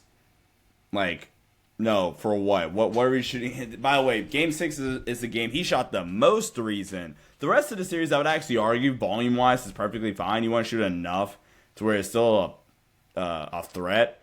The most he shot up to that point was 5, and that was in game 3 where he shot 2 for 5 from 3. Mm-hmm. The rest of the game, so it was 1 for 4, 1 for 4, 0 for 3, but he never really shot more than 4. And then game 6 just doubles the volume for any game, basically. So I think the game-to-game adjustment from Cade and just being a more reliable half-court scoring option, having a 50% true shooting percentage in the playoffs, which is a negative 8% relative true shooting percentage, just wasn't effective enough. And then you combine that with the fact that he is also a turnover magnet, which a lot of the turnovers are also just his mistakes. It's not a ability, because there's 3 ways I think that you can have turnover problems. It's inability to read a defense in different coverages, ball security, or just not being able to be an effective passer. And it's not even, I don't even think an inability to read coverages. It's just it's the other 2 things. I think it's either ball security, which can be, in adverse situations with more physical defenders, you're now dribbling the ball off your feet, you're being, or whatever the case may be, losing your handle, or you already brought up, tight navigation space and be able to navigate tight windows and things like that while, attacking gaps, or again, just not being able to be an effective passer. And I would lean more towards it's handle related or against certain coverages, and again, not in a passing related way, but against certain coverages, he could struggle in navigating those spaces. So I think Cade truly has top 10 potential. I don't know about top 5 potential. That's where I kind of stop. But very clearly, I think has top 10 potential. He is on my list because I do buy into the fact that of the floor raising that he provides for you offensively, to where, and you brought it up earlier, and I don't know where they were at. You brought it up while talking about Trae. And before I say this, I want to fact check this and make sure that I don't sound like a complete idiot, which never is that. still never that, possible. Never that. You never sound like an idiot. I never sound like an idiot. Bro, the fact that the Pistons had the 14th best offense in the league last year is honestly a miracle. It is, yeah. That Pistons offensive environment is not the best. That is K doing a lot of heavy lifting. And Malik Beasley. Malik Beasley just being a he's gambling on himself. Straight gunner, dude. Straight gunner. I mean, I bet he was. No, all seriousness, man. I'm a big fan of, I almost said Trae. Huge fan of Cade. Huge fan and believer in his upside. But I do think because of the limitations that are currently in his game, I think if we're doing a range thing, I think the highest we could have him is like 18. I think you can have him inside the top 20. Maybe even like 16. My high end for Cade is 16th. My high end for Cade is 16th. And then he would at the very least he would have to be in consideration. But like there's a really really low end on Cade though. I agree. Like, I think you can have him at 35. Yeah, my range for Cade was 16 to 33. I have a big range for Cade.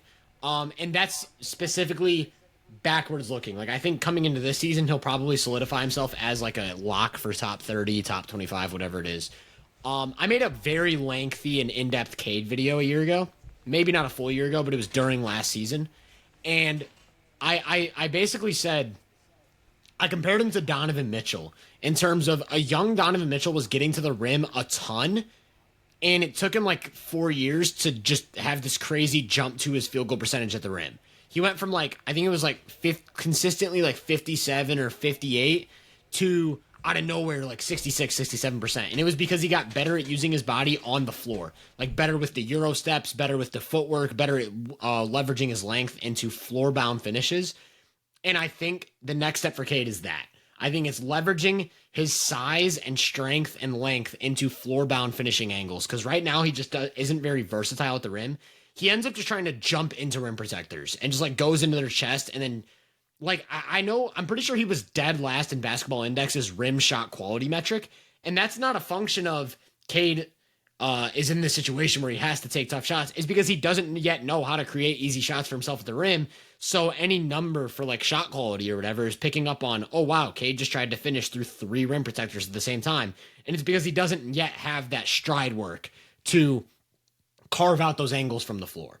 With that said, I think Cade, if you just like get 5% better at the rim and then you get like 3 more free throws, that just balloons his impact to a completely different level because now you have this surgical mid-range scorer who's huge, one of the best passers in the league, can play with or without the ball, will probably end up being a clear positive defender if he isn't yet already.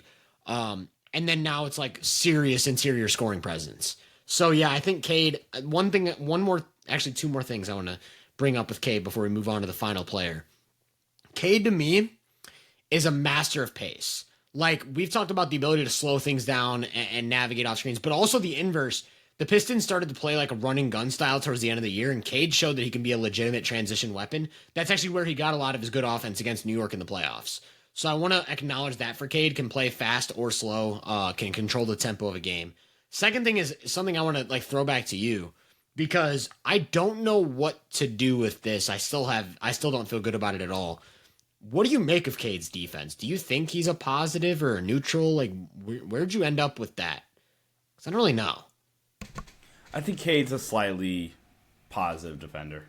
Okay. At this point, due to his frame, due to his positional versatility, due to his ability to legitimately like be at least a solid enough man defender, along with the other capabilities. Like, I think the one thing about Cade is last season. Hold on, I just had it pulled up. And also to the point though, where I do think we have to acknowledge like the circumstances with Cade being in such a bad like suboptimal offensive situation. It is an amazing defensive situation for him, so I do want to acknowledge that.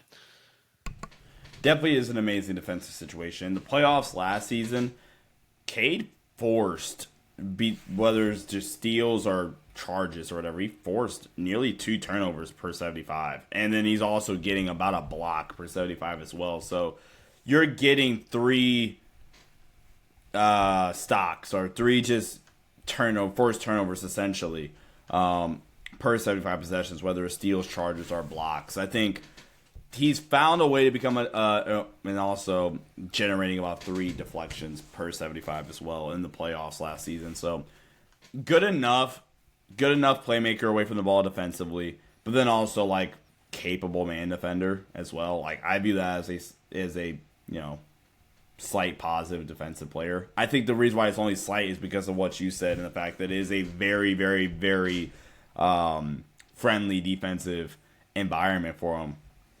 Duran takes a slight defensive leap. Isaiah Stewart's really good. Asar Thompson's a beast. Dennis Schroeder. Beasley, Dennis Schroeder. They relied a lot on Beasley, even, especially in the early parts of that season. And I think JB Bickerstaff is also just legitimately a good defensive coach. So that's a really, really good defensive environment to be put in. So I think he's solid, though. Yeah. Okay, one more player. And it's a similar kind of line of thinking to Cade, where it's a suboptimal offensive situation, but the best possible defensive situation. And it's tough for me to kind of navigate that. I don't really know how to evaluate his defense because we've only really seen it in this situation. Paolo Banchero is the last guy I want to talk about. I have a feeling you're going to come away lower on Paolo. I think. Paolo is maybe the most volatile player in terms of, depending on who you ask, he's either like the second coming of LeBron or he's terrible. And I feel like there's a middle ground, like somewhere in that range of legit negative player and next LeBron. There's like a nice little middle ground where it's like, yeah, Paolo Banchero lives in this kind of space.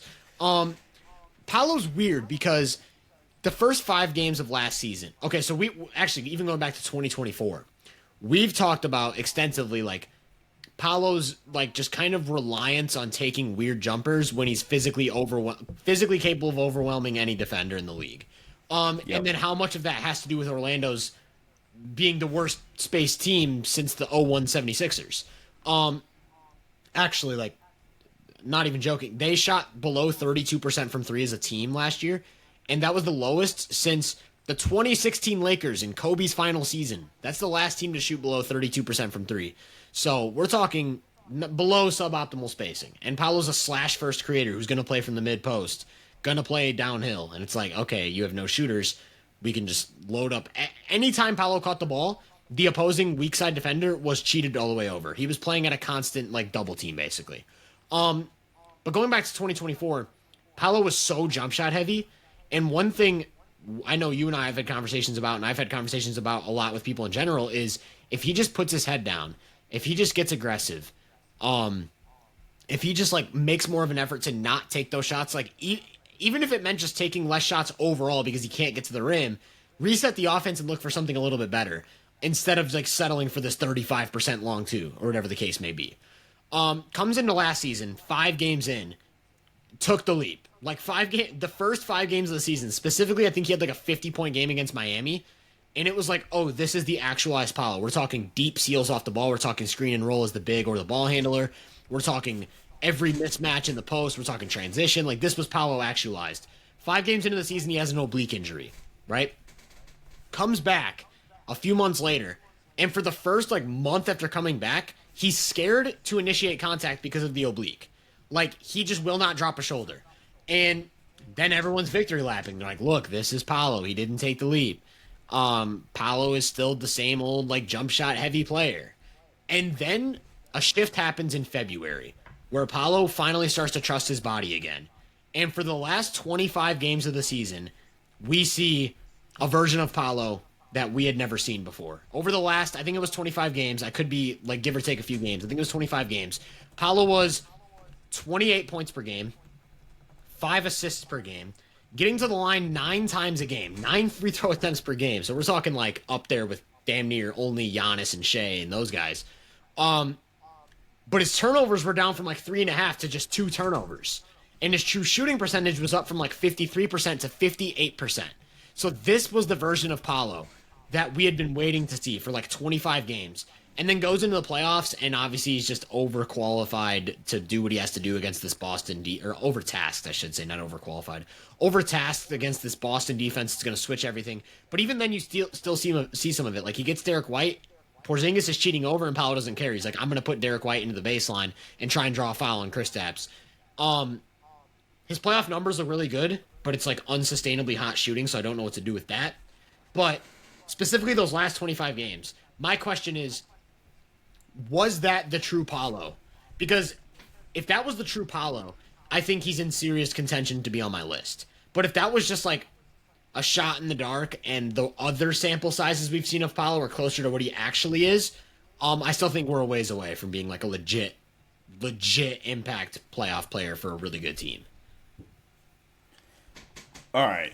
So this was the guy that I was a little worried that I was potentially underrating when we were going over our list off air. This was the guy that I was pondering back and forth on, like, am I underrating Paolo? I didn't want to. And really the biggest reason why I was unsure if I was underrating Paolo or not is because I just don't know what to make of his 2 playoff runs. On one hand, it's like kind of enough of a sample size. You have a 12-game sample at this point of Paolo just being this kind of absurd playoff shot maker. Yeah. Specifically from the perimeter, like in his career now, again, 12 games, 28 points per game, getting you about 9 boards. But more importantly, this is the I guess the real thing about Paolo's playoff shot diet is he's shooting 42% from 3. And the reason why that's alarming is because if that's not the case, where he is so heavily reliant on that right now, it feels at least, from his playoff shot creation. This year in the playoffs, he shot 43% from 2. He actually shot a higher percentage from, he actually shot a higher percentage from 3 this playoff run than he did from 2. Now, again, you're facing Boston, and that might not be the best situation for Paolo to go up against with the limited spacing that Orlando did have, and like Tyler said, literally the worst 3-point shooting team since Kobe's last year with the Lakers. And I mean, godly, what's that team? Is that like Jordan Clarkson, rookie year, Brandon Ingram, Nick Young, Randall, D'Lo? D'Lo's on that team? Rookie D'Lo is on that team. Rookie D'Lo. So that's not rookie BI. I'm a year early. Yeah, no, there was no BI. It was rookie D'Lo. You get Randall, you get Clarkson, sophomore Randall. Who's the center on that team? Is it no? It is Jordan Hill. Is it? It's no still way, it's Jordan still Jordan Hill. Hill. I'm like decently positive it's Jordan Hill. I'm checking. Hold I'm on. fact checking. I'm Jordan pissed. Hill I gotta know. in 2016 is crazy. No, it wasn't. It was Roy Hibbert, dude. It was Roy Hibbert. It wasn't Jordan Hill. No, It was Roy Hibbert. Oh, I totally forgot about Roy Hibbert on the Lakers. I almost said Tariq Black. I thought about Tariq Black too. And Robert Sacre, dude. Larry Nance Jr. Roy Hibbert. Meta World Pieces on this team? What Roy the heck? Hibbert. And also, like, the reason they shot so bad from 3 was mostly because of Kobe. Kobe shot 28% on 7 attempts a game. Clarkson, this is the most Jordan Clarkson stat line ever. Yeah. Jordan Clarkson has not changed. No. But continue with your point on Paolo and not Roy Hibbert on the Lakers. Yeah, or me thinking it was Jordan Hill. But even with that, okay, cool. Me giving him some benefit of the doubt for this year. Even if you go back to last year, he shot 40% from 3 and shot 47% from 2, which does help, I guess, his relative true shooting percentage for this season is about -4% to last season in the playoffs against Cleveland. It was a touch below -2% relative true shooting percentage. And the reason why it's still so low is because, again, going back to last season in the playoffs, he shot, well, last season actually worse at the rim. This year he shot good at the rim in the playoffs. He shot 52% at the rim on 5.7 attempts per 75. He shot 34% on short mid-range on over 5 attempts.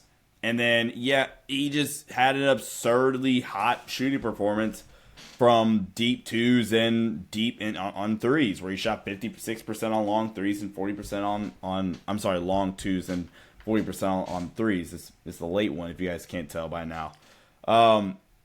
So I really, really don't know what to make of Paolo just as a playoff player. And then to your point about the last 25 games of the regular season where he averaged 28, 8, and 5 on 58% true shooting, like, if that's what Paolo is with a more offensive-friendly ecosystem for a, jumbo slashing, creating wing, the one thing that is actually decently consistent about Paolo in the playoffs is he is still going to get to the free throw line. He took 7 attempts for 75 last year and 80. I'm sorry, not 80. Good God, 80. That's a number. He took 8 free throw attempts per 75 this playoff run. So I think this is another example, very similarly to Cade, where I can see myself coming out of next season feeling a lot better about Paolo as a player as their offensive ecosystem gets better.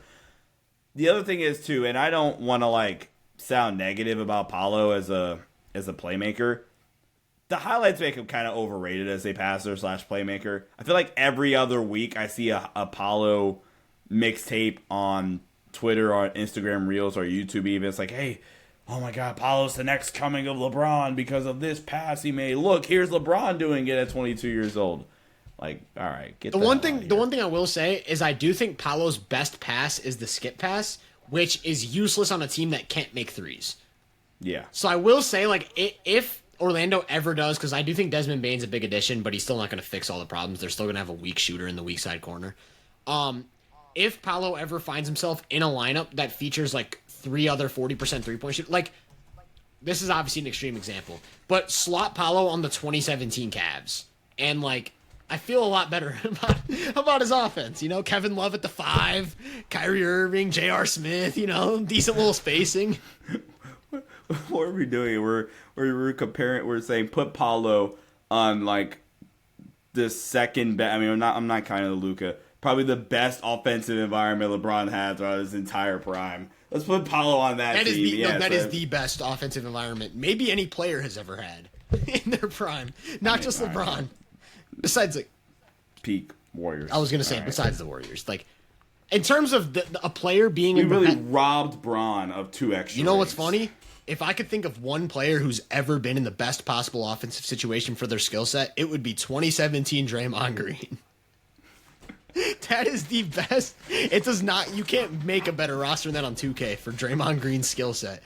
But LeBron's somewhere in that mix, too, in 2017. But that's That's my point, though. Paolo just being that good of a skip passer and that good of a driving kick guy, I think would matter a lot more if he wasn't kicking it out to a 29% 3-point shooter every time.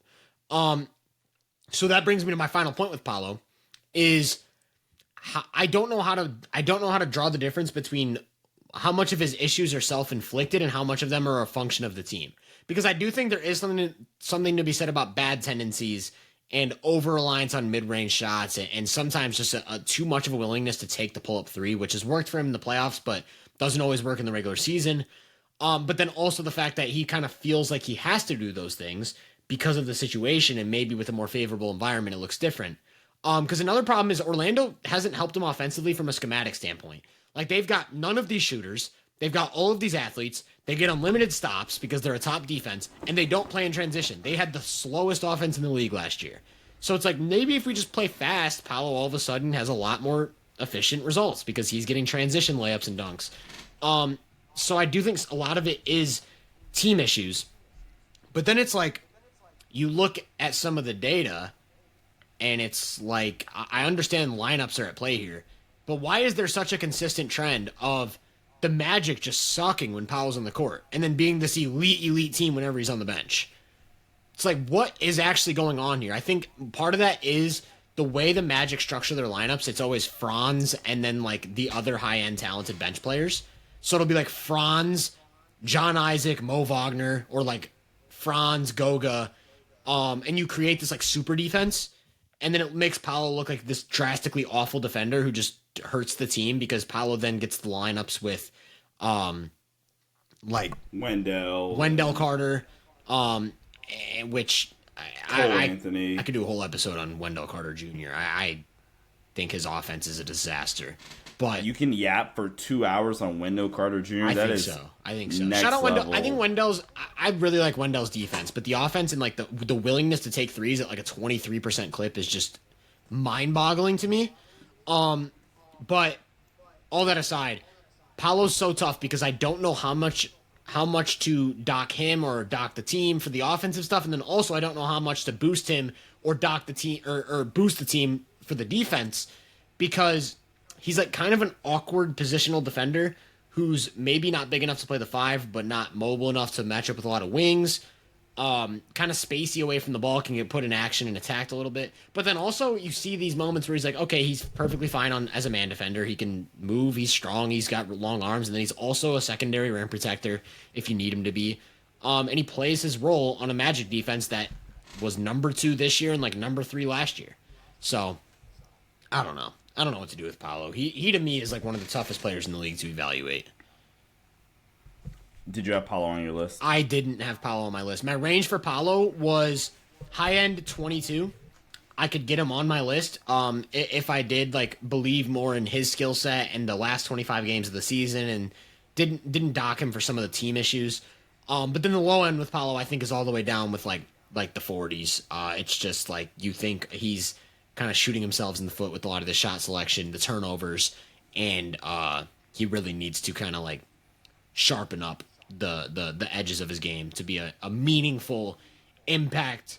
Obviously, he's a meaningful impact player, but you know what I mean, like a championship caliber impact player. Where did you end up with Paolo? Paolo was also not on my list. Not on your list. Okay, so we can put a pause there. Unless you want to do another 2 hours. I mean, I'm always game if we want to go talk about Wendell Carter Jr.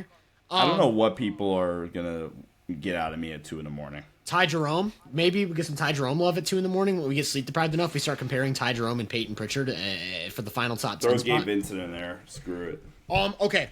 I do want to talk about, lastly, we talked about all the players we need to talk about. Who made my list and where they ended up. So we talked about 9 players today. 1, 2, 3, 4. 4 of them made my list. 5 of them got cut. So the 5 guys that got cut from my list were De'Aaron Fox, Tyrese Maxey, Paolo Banchero, Ja Morant. Am I tripping? Who did I miss? Did we talk about 9 players? Oh, yeah, we did. So I had, 1, 2, 3. I had 5 on my list, 4 off. I just completely blanked. Let me restart that. I had 5 of these 9 players on my list, 4 of them off my list. The four cuts were Ja Morant, Paolo Banchero, De'Aaron Fox, and Tyrese Maxey. Were those your same 4? You had 5 cuts. Who are your 5 cuts? My 5 cuts were De'Aaron Fox, Tyrese Maxey, Paolo, Ja Morant, Darius Garland. Okay, got you. So you had Darius Garland cut, and I had James Harden cut. James Harden could have fit into this episode easily as one of the offense guys, but I like to do like the playoff thing with James Harden, and I think Jamal Murray was a pretty apt comparison for that. Okay, so now it's time to actually rank these guys on the final list. So for me, my number 25 was Trey Young. My number 24 was Darius Garland. My number 23 we haven't talked about yet. We're going to talk about that in the next episode, and he'll go into a big group of guys that takes me all the way up to like the top 15. So Trae Young 25, Darius Garland 24, Damian Lillard was my 22, Cade Cunningham was my 21, and Kyrie Irving was my number 19. So we haven't talked about my number 23 or my number 20, but we talked about 19 through 25 outside of those 2 spots. All right. Oh, wait, it's my turn, I'm assuming? It is your turn to reveal. That's so unfortunate. All right, so 25 for me was Bam. We reviewed that last episode. 24 for me was James Harden. 23 for me is Kyrie Irving. 22 for me is Damian Lillard. 21 for me is Trey Young. And then 19 for me is Cade Cunningham. Got you. So of this group, we both had a high end of 19. Like, obviously that wasn't our high end, but the highest placement we got any of these guys was number 19. You ended up a little bit higher on Trey than I did. I ended up a little bit higher on Kyrie. We both had Dame 22, so that's pretty interesting. I think I'm actually very proud of myself and like our similar line of thinking. For me, breaking it up into tiers like this, and then us like having the same like we're both counting down our 25, and it's not intentional with the rankings. You know, it's like it's groups of players, and we've both reached 19 as a peak. So I think that makes it really interesting moving forward in terms of who we're going to talk about next episode. But if you somehow made it over 2 hours into a discussion about 9 offensive players, you are just an absolute legend. You are a favorite of the show from now on. You are elite as they say. You should drop a like, subscribe, and all that good stuff if you're watching on YouTube. If you're on Spotify or Apple Podcasts, not Apple Music, a 5-star rating is very, very much appreciated. Let us know down in the comments on any platform what you agree, disagree, everything in between with. And make sure to go check out episode 1 if you haven't already, because we talked about a few interesting theories and players there. Make sure to follow us on social media. All of my personal platforms are Tyler Britton _ and of course Hoop Venue, all of my main content. Sean's on Twitter at Sean_DAVI. He's on Instagram at Sean_Davis23 and on YouTube at the Los Angeles Lakers Network and the Sports Headline Show. We really appreciate you guys making it through 2 hours of this episode, and we will catch you guys next time with episode number 64.